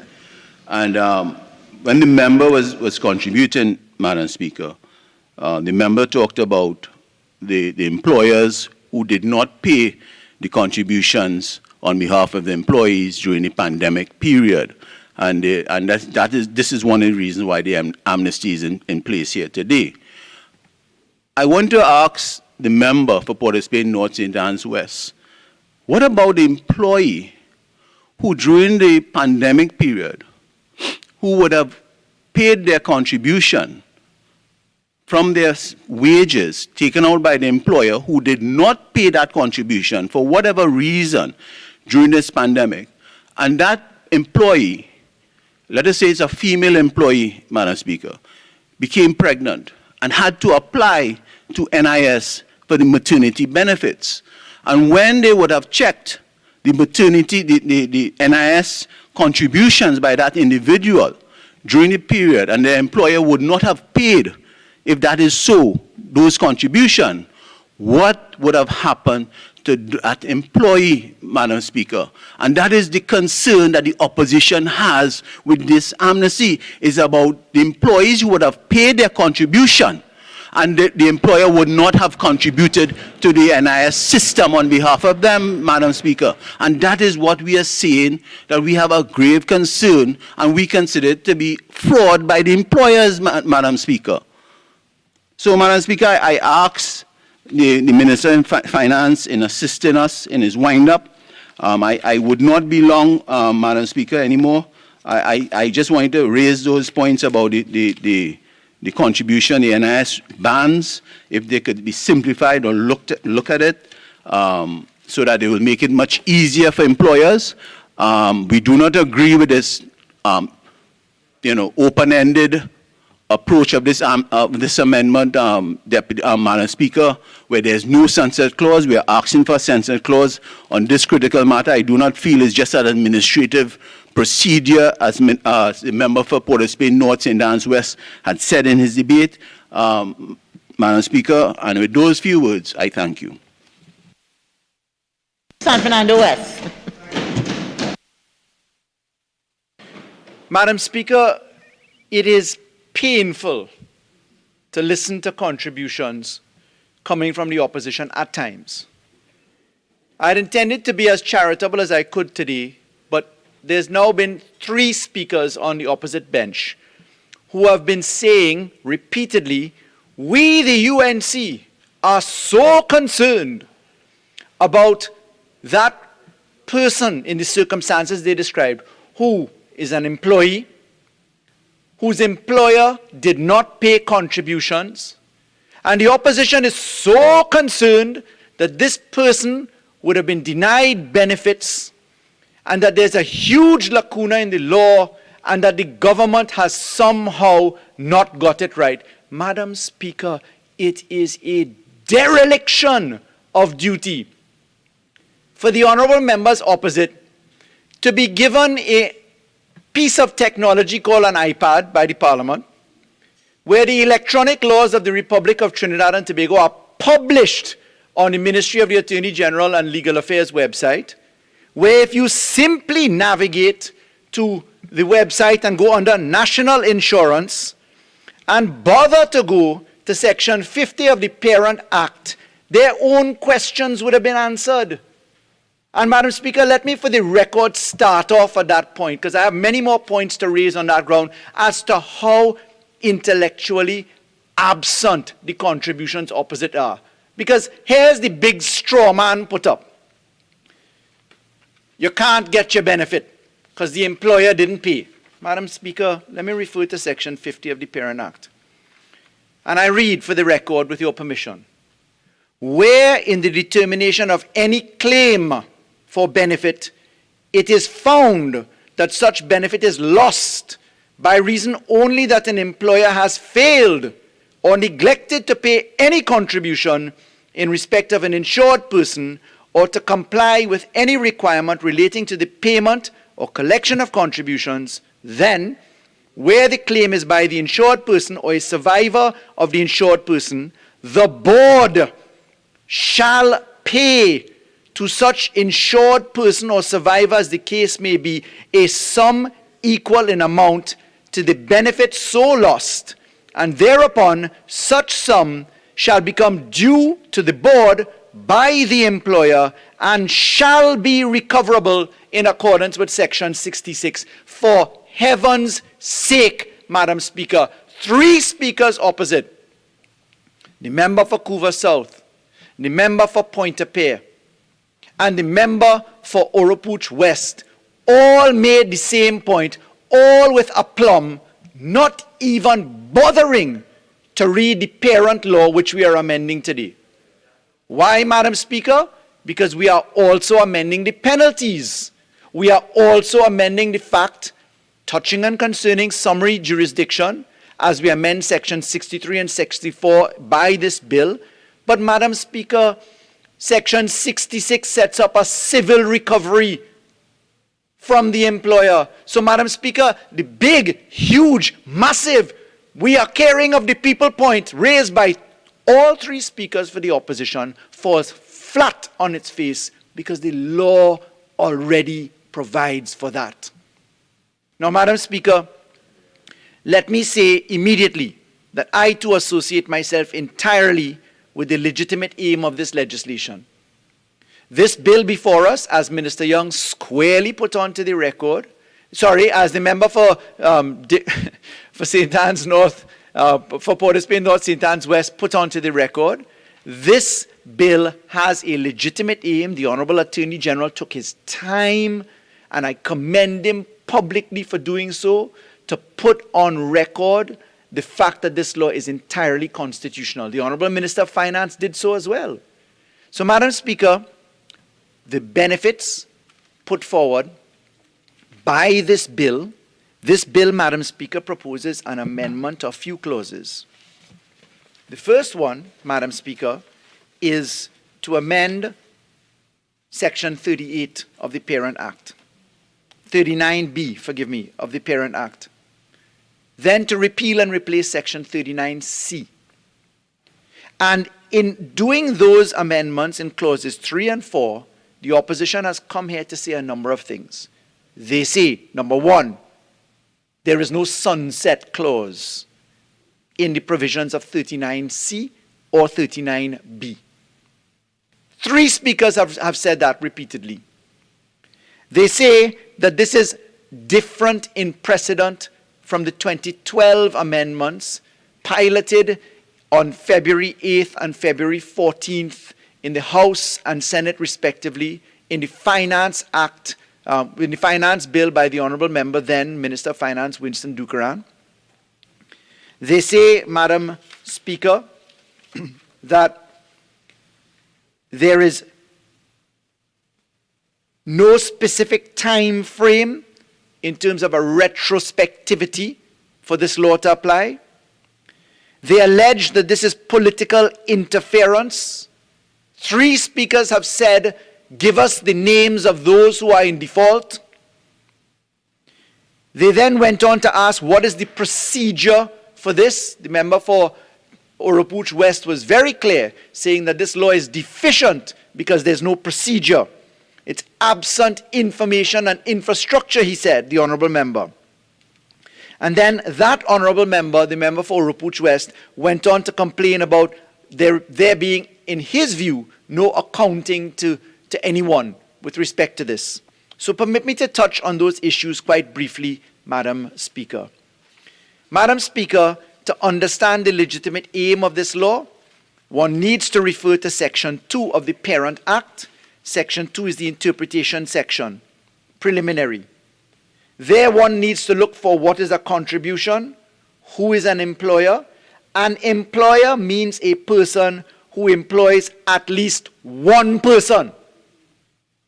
That by itself demolishes the entire argument coming from the opposition bench that this is for big people.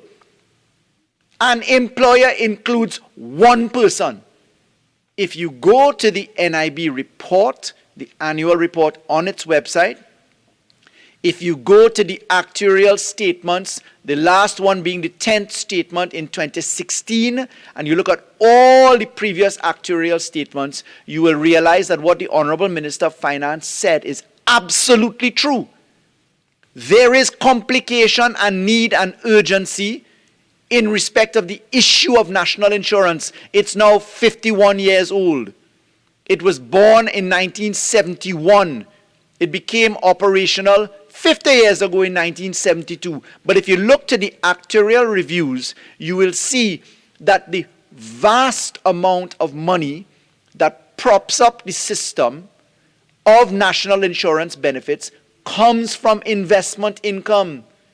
And therefore, when the member for Couva South was making his big point that look at the amount of monies that have been drawn from the system, look at the investment income. He worked his way, the honourable member did, up to nearly $900 million. So what? Every single actuarial report that is on the NIB website will demonstrate that the vast amount of money comes from the investment income.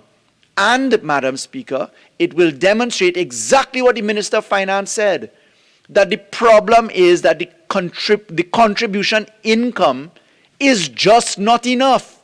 And the Honourable Minister of Finance took his time to demonstrate potential solutions very relevant to this bill. The options coming from the actuaries being raise the age of retirement, stagnate, freeze, or reduce the benefits, look at the other alternative mechanisms there in terms of self-employed. But I just say very briefly, and one line on self-employed. Self-employment has been a feature of the the National Insurance legislation since 1971. And to hear the Honourable Member for Pointe-a-Pierre say, well, he's urging the Honourable Minister of Finance to take urgent steps, perhaps I ought to invite the Honourable Member to go and read the 10th actuarial report. Chapter 14 of that report demonstrates that the UNC government in July 2015 failed to take care of the provisions. And in answer now to the revenue side of the equation raised by all three speakers for the opposition, Madam Speaker, the money and where that money comes from was a serious issue in the period 2016 to 2020 in particular. And therefore I stand to vouch that the Minister of Finance did everything possible in one of the worst economic periods that this country has been through, taking the price of oil in 2016 and the collapse of 96% of our revenue, adding the COVID position. Look at today's newspaper alone in the Business Guardian. Look at the reference to the Federal Reserve measures being taken by Powell, the chairman of the Federal Reserve. Understand that in the global economy, the word stagflation is now a term in economic principles. Stagnation and inflation. A stagnant economy with massive inflation. Add that to what the Minister of Energy put onto the record, that this benefit for the average Trinidad and Tobago person, an employer having one employee, an unpaid apprentice captured under this law, this is significant benefit, Madam Speaker, to make sure that people receive benefits And what are the benefits that the Honourable Minister of Finance has asked us to take in the repeal and replace of Section 39C, Madam Speaker, by Clause 4? They are specifically tied on, first of all, to Section 29 of the Parent Act. Section 29 says every employer, every employed person, every unpaid apprentice shall be registered for the purposes of the system of national insurance. What does the Honourable Minister of Finance seek to do today? The Honourable Minister of Finance seeks, in bringing a measure different from the first one brought in 2012, 10 years ago, the Honourable Minister of Finance commendably seeks to provide an opportunity for people to register themselves. Why do we need to register? We need to register to comply with the law. Who may not have registered, exactly as the Minister of Energy put on the record? People who just didn't have the money during the COVID pandemic and who may have, unfortunately, taken the lesser of two evils in their minds, but still one which is a breach of the law. Today is an opportunity for people to bring themselves on the register.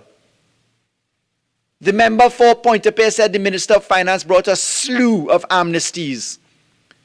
The reason for the slew of amnesties came about in the slump of the economy with the collapse of oil 2016 to 2020 and then the COVID pandemic that netted billions of dollars in revenue for the government when we had none.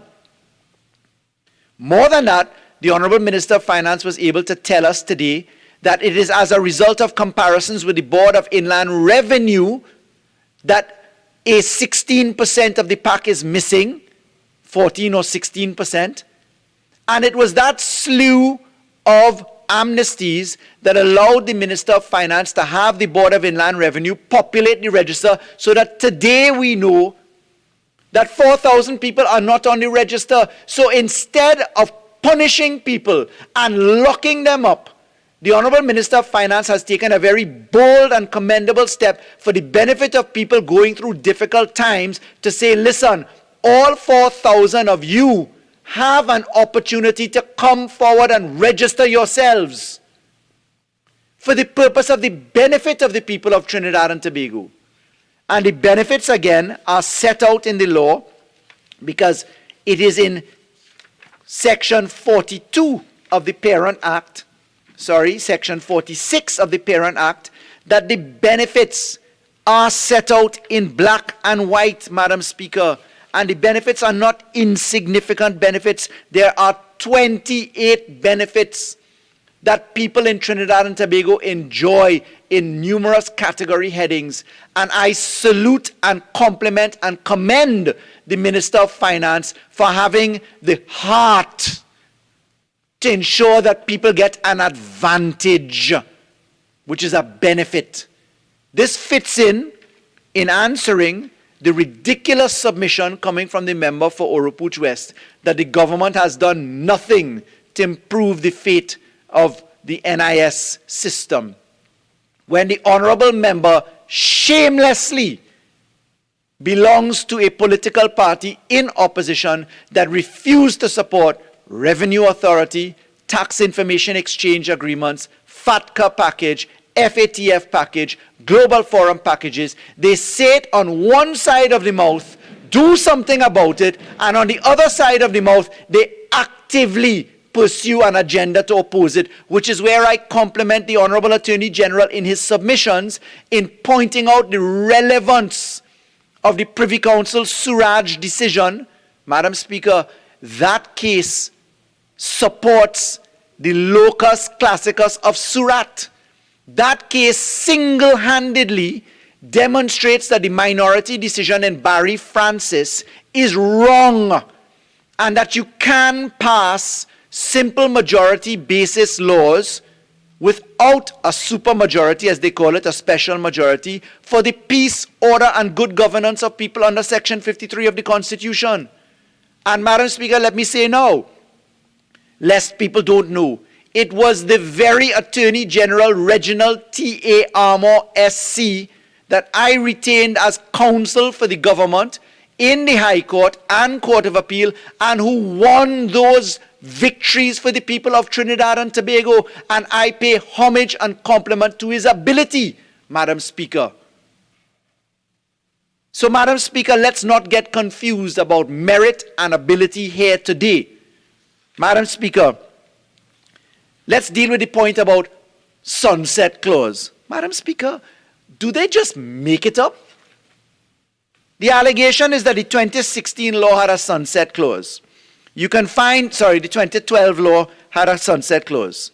The 2012 law can be found in the Parent Act as Section 39C.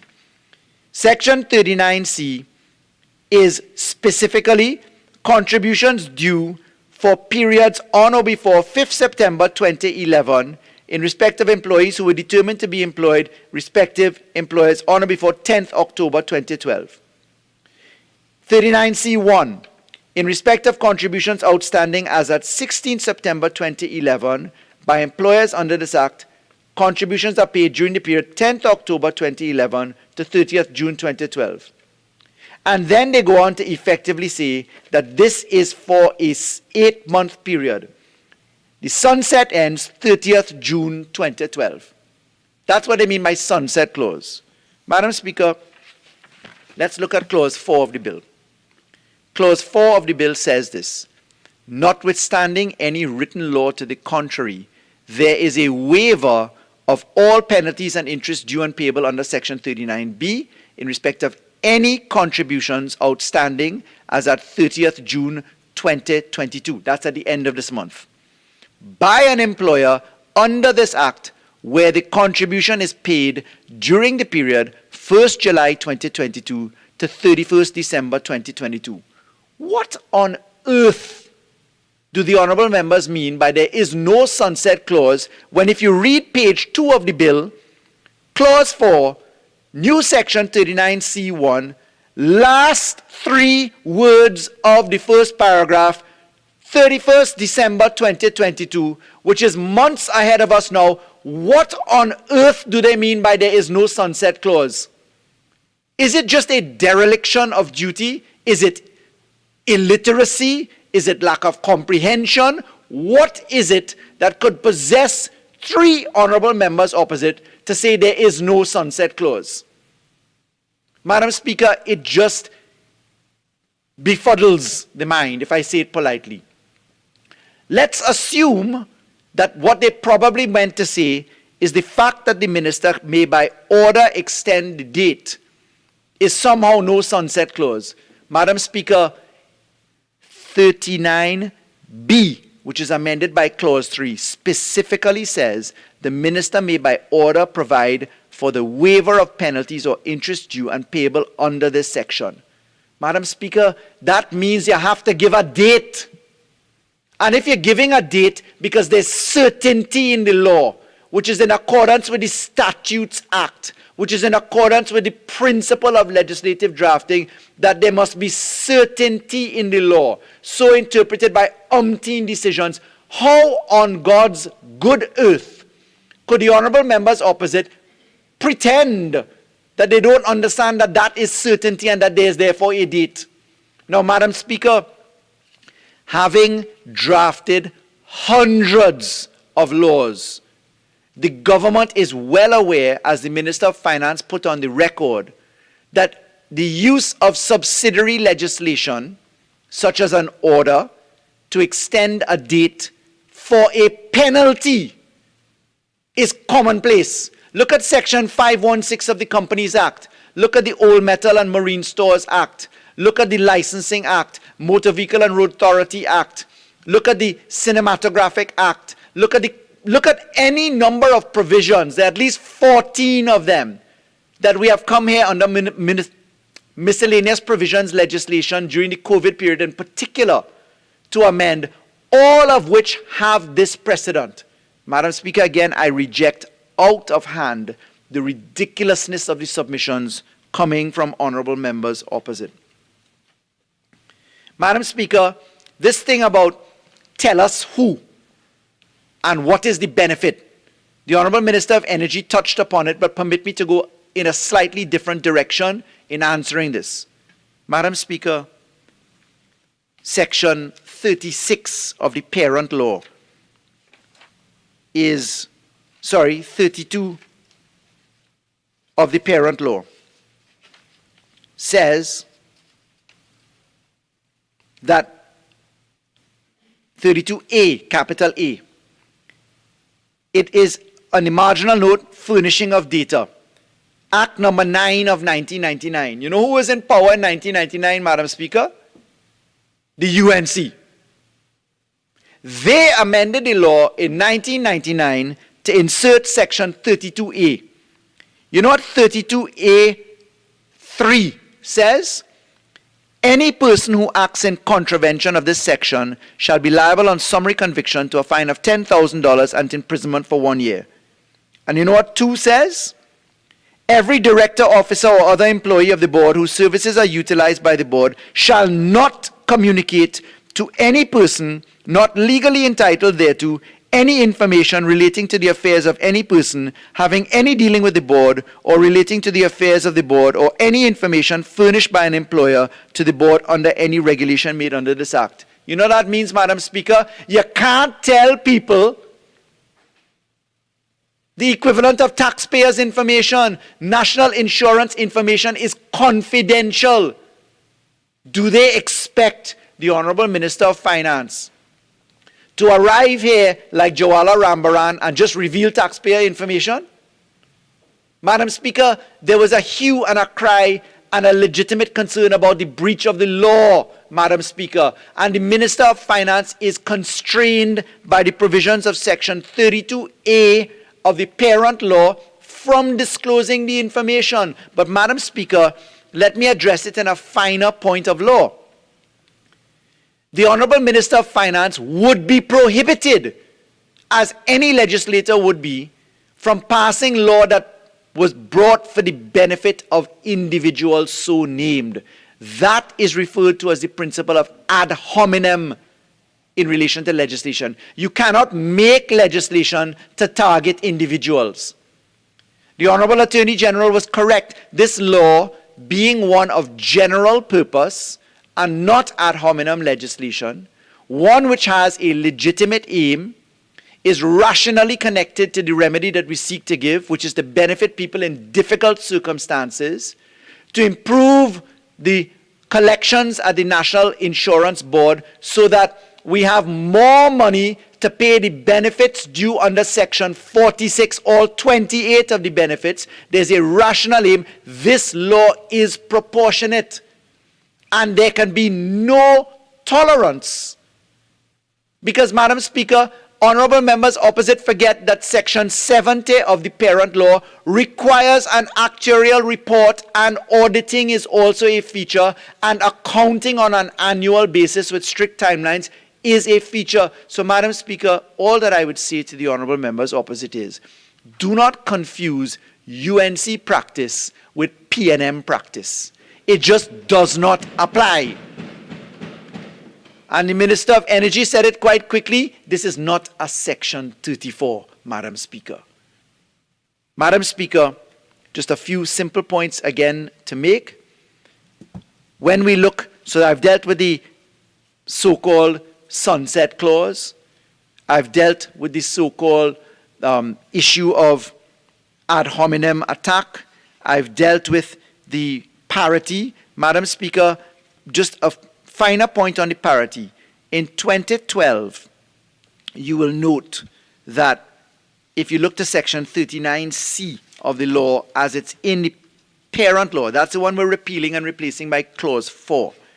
If you look to 39C, subsection 3, the waiver under subsection 1 shall not affect the obligation of an employer to pay contributions in accordance with Sections 38, 39, 39A, and 39B. You will note that our version is different. It stops at 38. The obligations stop at 38 because Section 39 is not needed. The reference to Section 39. Why? Section 39 is your discharge of liability. That law operates all on its own. So it was not needed by way of repetition in the formula that we use now, which is different from 2012. If you look to the provision of 39A, that's where monies that you collect are basically in trust. They cannot be attached. They do not form part of the assets in liquidation that a creditor can attach. That, again, is not necessary for the provisions of an amnesty that is being provided.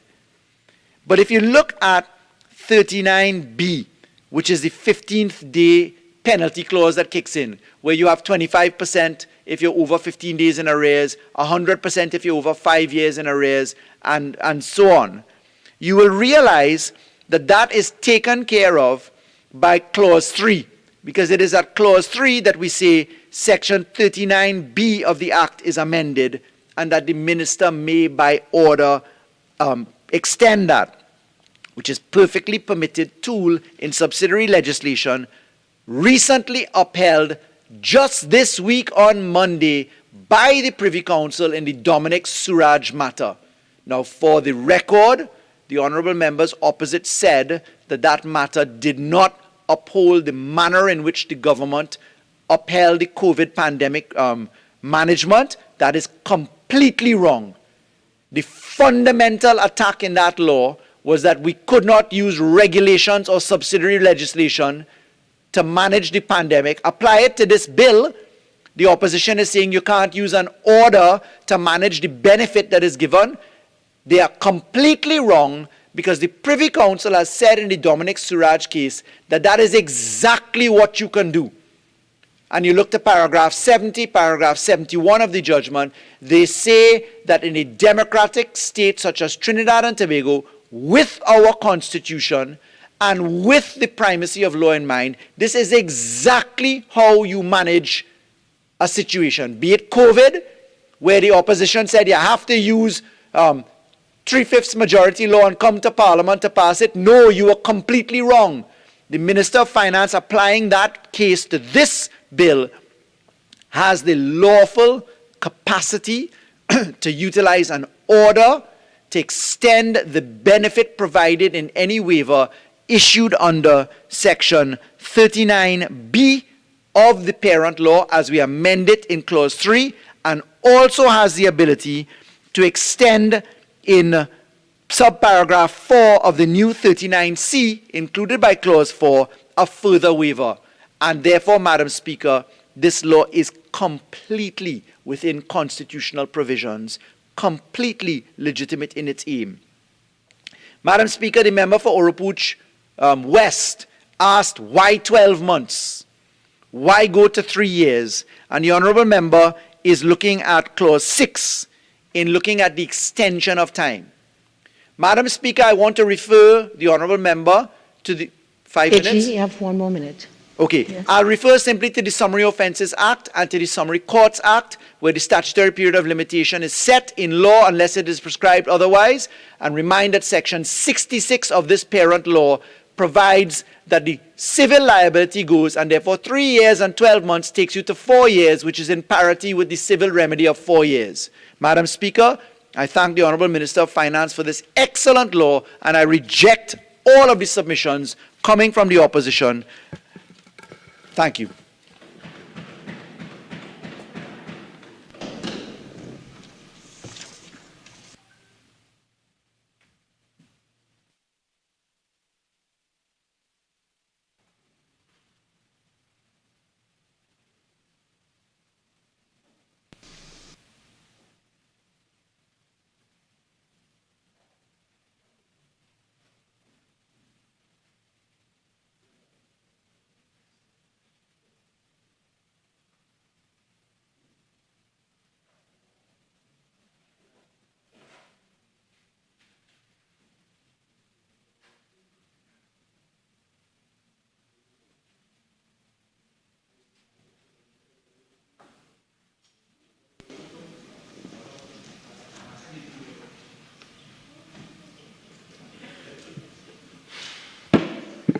Thank you very much, Madam Speaker.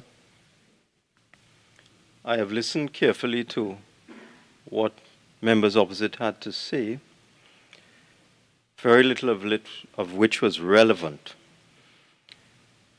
To answer statements made by the member for Pointe-à-Pierre,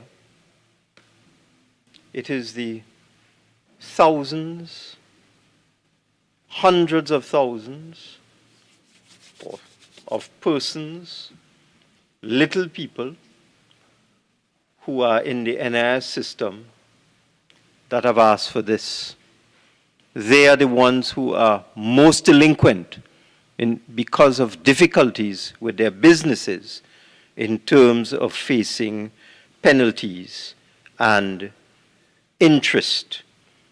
So, contrary to everything that has been said by the member for Pointe-à-Pierre, this legislation is intended to help little people.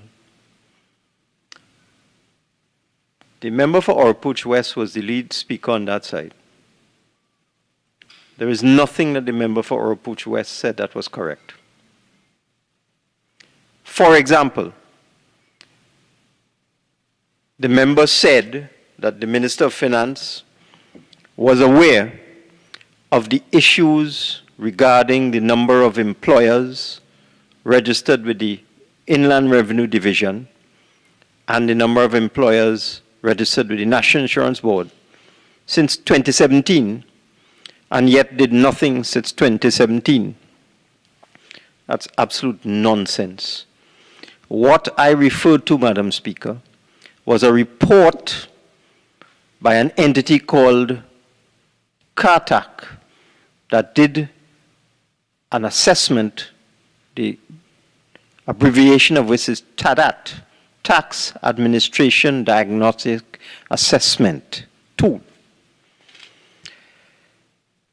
The assessment of our tax situation was analyzed by the National Insurance Board, and the information that I read in this Parliament today, where the National Insurance Board has indicated that in its opinion, based on analyzing the information in the Tax Administration Diagnostic Assessment Report and information available from its own records, it has concluded that it is possible that 16% of employers are not registered with the National Insurance Board. That information was communicated to the Minister of Finance, the analysis done by the National Insurance Board, in December of 2021, just 6 months ago. It was certainly not known to the Minister of Finance in 2017. Certainly not. And as the Minister of Rural Development, or the member for San Fernando West, has pointed out, the records of the National Insurance Board are confidential. The Minister of Finance is not able to get access to the confidential reports of the National Insurance Board. It is only when the NIB wrote the Minister of Finance in December 2021 that it became aware, we became aware, that there was this discrepancy in numerical terms between the number of employers registered with the Inland Revenue Division and the number of employers registered with the National Insurance Board. So that's the first incorrect statement made by the member for Oropouche West. The member for Oropouche West also said that the government, by this legislation, is working to undercut the work of the National Insurance Board in the collection of arrears. And it cannot be that the National Insurance Board is doing such a great job at its audits, yet the government is proposing an amnesty. Nonsense. If one looks at the National Insurance Board reports laid in this Parliament, the 2021 report and the 2020 report, one sees that penalty and interest payments received in 2021 by the National Insurance Board amounted to 30 million. In 2020, the National Insurance Board collected in penalties and overdue interest $34 million. it is estimated by the same National Insurance Board that the revenue to be collected in the first year alone, if just 10% of unregistered businesses register for national insurance, will be $161 million, more than 5 times what the National Insurance Board is currently collecting in its traditional methods for penalties and interest. And therefore, to say that by giving the National Insurance Board this facility to go after unregistered businesses, where they will collect $161 million in the first year and almost $800 million over the next 10 years, so $80 million a year, it is incorrect to say that by giving them this facility, where they may collect as much as $1 billion in 10 years, that we are undercutting them, because right now they're only collecting $30 million a year. So that was another completely erroneous, unfounded, baseless statement. The member for Oropouche West also said that those employers who do not pay contributions are sabotaging the insurance fund. This bill will facilitate the registration of these so-called errant employers. That's the whole point of the bill. So how can on the one hand the opposition say that there are problems with employers not paying contributions, and then when legislation is brought to encourage employers to register, they vex? Irrational. The member also alleged I didn't say how much money the government is owing to the National Insurance Board. At a PAC hearing reported in February 2022, just this year, and I believe that honorable member is the chairman, in response to a question posed by the PAC to the executive director of the NIB, the executive director indicated it is very difficult to establish the quantum of government indebtedness. And the reason for that is there are disputes over the amount owed. So how on earth can, if the NIB doesn't know, how on earth does the member expect the minister to know? This will be resolved over time. There was also a complaint about orders, that the order contemplated will give a bly to an employer who broke the law. This is a very dangerous precedent. What absolute nonsense. Throughout its tenure, the other side, the UNC government, was giving amnesty after amnesty. So how could it be a dangerous precedent now to give an amnesty, and it wasn't a dangerous precedent then to give an amnesty? And this particular legislation is superior to the 2012 legislation because of the introduction of a provision that allows unregistered employers to come in within the 6-month amnesty period.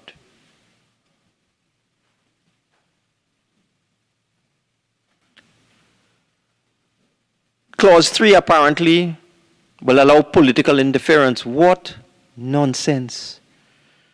We in this parliament, Madam Speaker, have time and time again throughout the COVID period in particular passed legislation not objected to by the other side, in fact supported by the other side, which gives various ministers the power by order to extend a timeline. In fact, the last tax amnesty, the last one, which was supported by members opposite, gave the Minister of Finance the power to extend the deadline. And I did. I didn't hear them complaining when I did that. So how could that be good then and bad now? That is the level of irrationality that is coming from members opposite. They also said, how is the national community to know which companies the minister has granted waiver to? What nonsense. The waiver is available to everyone. How on earth would I know which company is going to avail itself of the waiver until the waiver is in force and the National Insurance Board reports in its annual report or otherwise that the number of companies, X number of companies or Y number of companies avail themselves of the waiver. It's not me that giving particular waivers to XYZ. It is a general overall waiver for everyone. There's no singling out. The member also complained about the penalties, but didn't speak about the existing penalties, and the existing penalties are the problem. And they did not touch them. The current penalty for breaching the act in terms of contributions is $2,000. So you could have an employer owing $1 million in contributions, and the penalty is $2,000. It is no wonder some errant employers don't bother, because even if they have to, at the end of the day, pay the penalty, it's just $2,000. We're increasing that to $50,000. That is very reasonable. Very reasonable. And therefore it's absurd for members opposite to complain that a penalty for an employer not making contributions on behalf of employees. And again, the reverse psychology on the other side is what is so ridiculous. This penalty that we're increasing from $2,000 to $50,000, where an employer does not make contributions that he has collected from his employees, is to benefit the little man. It can't possibly benefit the big man. It is the big man who took the contributions from the employee and didn't pay it. And to have a penalty of $2,000 for that is just ridiculous. Ridiculous. Absolutely ridiculous. So that there's really nothing to answer for members opposite you. Nothing. This is designed not for big people. This is designed for little people. If one looks at the type of people who avail themselves of the various tax amnesties in the past, go and look at the people lining up. I know members opposite don't do that kind of thing. They don't go out on the street and watch anybody. But go there and see the people lining up. And it's little people in the line coming to avail themselves of the amnesty. So, Madam Speaker, there is nothing that members opposite have said that makes any sense. They are just opposing for opposing's sake. I beg to move.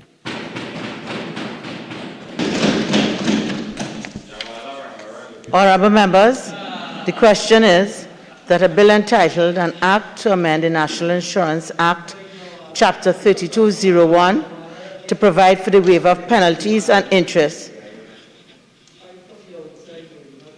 Member for Port of Spain, North St. Anne's West.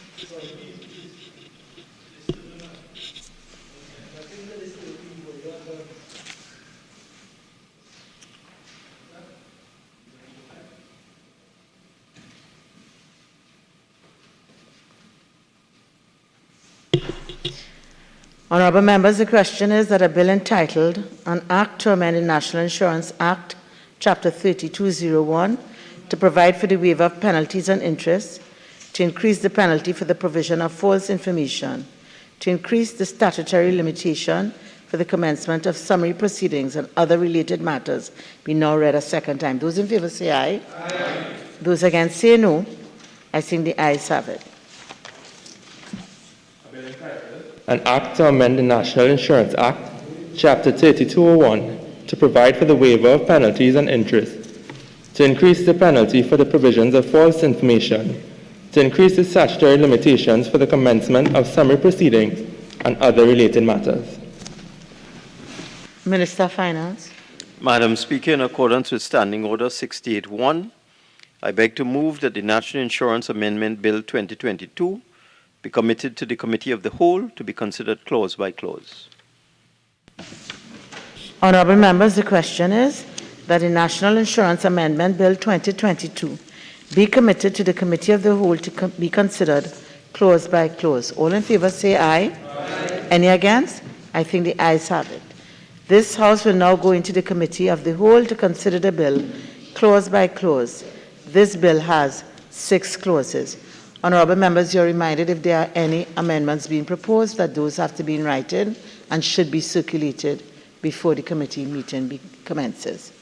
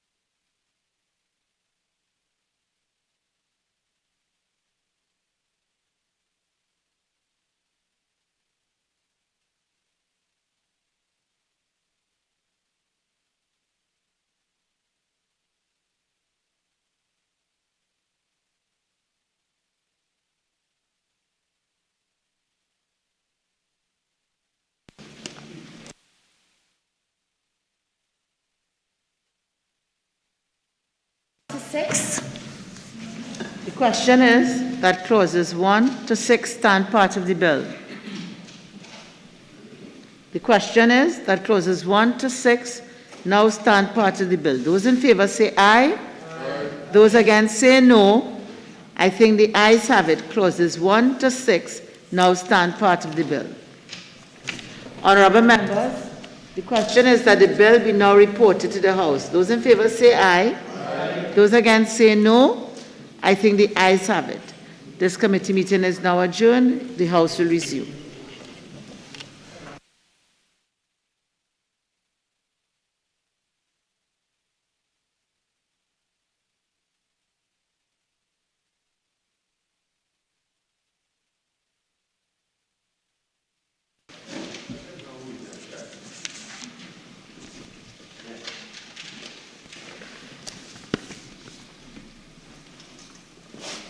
Madam Speaker, I wish to report that the National Insurance Amendment Bill 2022 was considered in Committee of the Whole and approved without amendments. I now beg to move that the House agree with the committee's report. Honourable members, the question is that this House agree with the committee's report on the National Insurance Amendment Bill 2022. All in favour say aye. Aye. Any against? I think the ayes have it. Minister of Finance. Yeah, we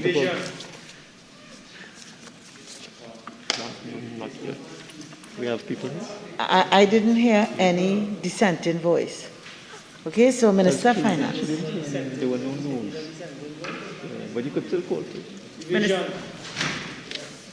Let the record show it. You're sure we have enough people? Yeah. What am I to do? Finance, I'm calling upon you. I know, so what am I to do? Proceed? Okay? All right.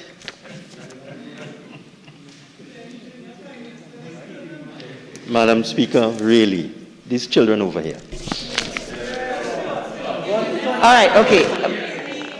Minister of Finance, while I think we all agree that children are beautiful creatures given to us by God, I'll just ask you, I don't think it was done in that context, I'll ask you to withdraw it, exercise that great tolerance which you have, and let's move on. Of course, Madam Speaker, I withdraw it. I beg to move that a bill entitled An Act to Amend the National Insurance Act, Chapter 3201, to provide for the waiver of penalties and interest, to increase the penalty for the provision of false information, to increase the statutory limitation for the commencement of summary proceedings and other related matters, be now read a third time and passed.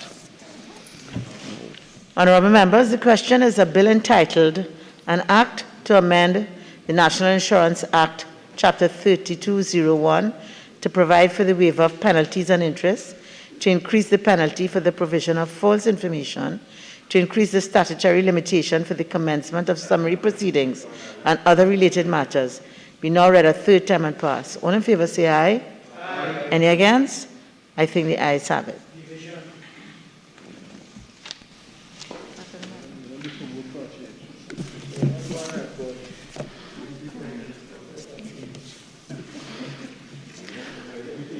Mrs. Robinson Regis. Aye. Mr. Imbert. Yes. Mr. Young. Yes.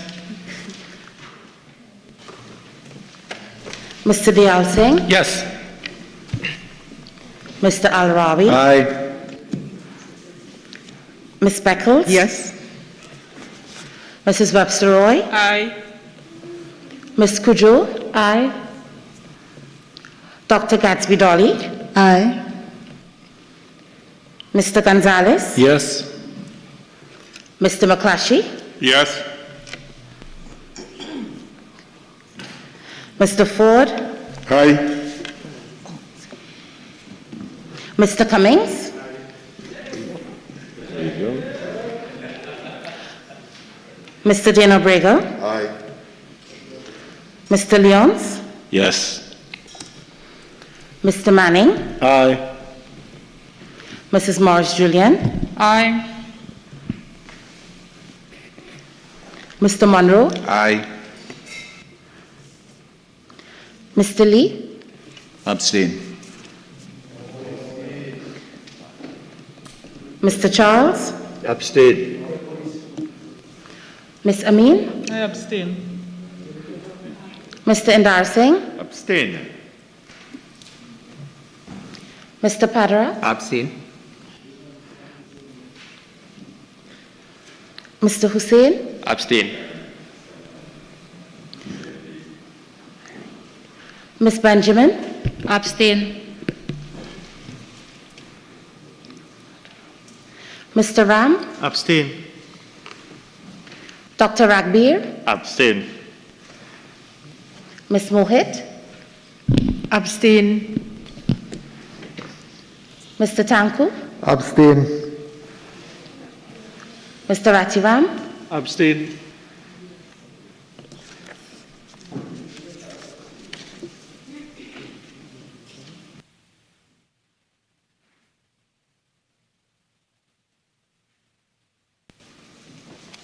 Madam Speaker, the results of the division are 18 members voted for, no members voted against, and 12 members abstained. Honorable members, on a division with 18 members voting for, no member voting against, and with 12 members abstaining, the motion for the bill to be read a third time and passed has been carried.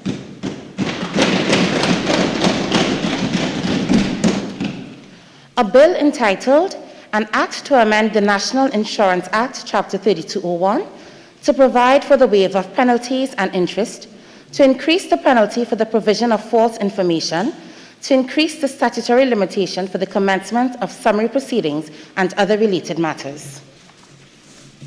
Leader of the House. Madam Speaker, I beg to move that this House do now adjourn to Friday, the 24th day of June, 2022 at 1:30 p.m. Madam Speaker, on that day, it is Private Members' Day, and I await the member for Point of Pear who will tell us what we'll do on that day.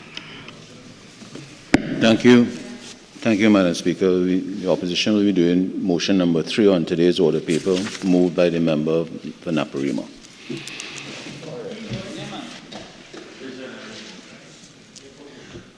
Honorable members, the question is that this House now adjourn to Friday, the 24th day of June, 2022 at 1:30 p.m. All in favor say aye. Any against? I think the ayes have it. This House now stands adjourned to Friday, the 24th day of June, 2022 at 1:30 p.m.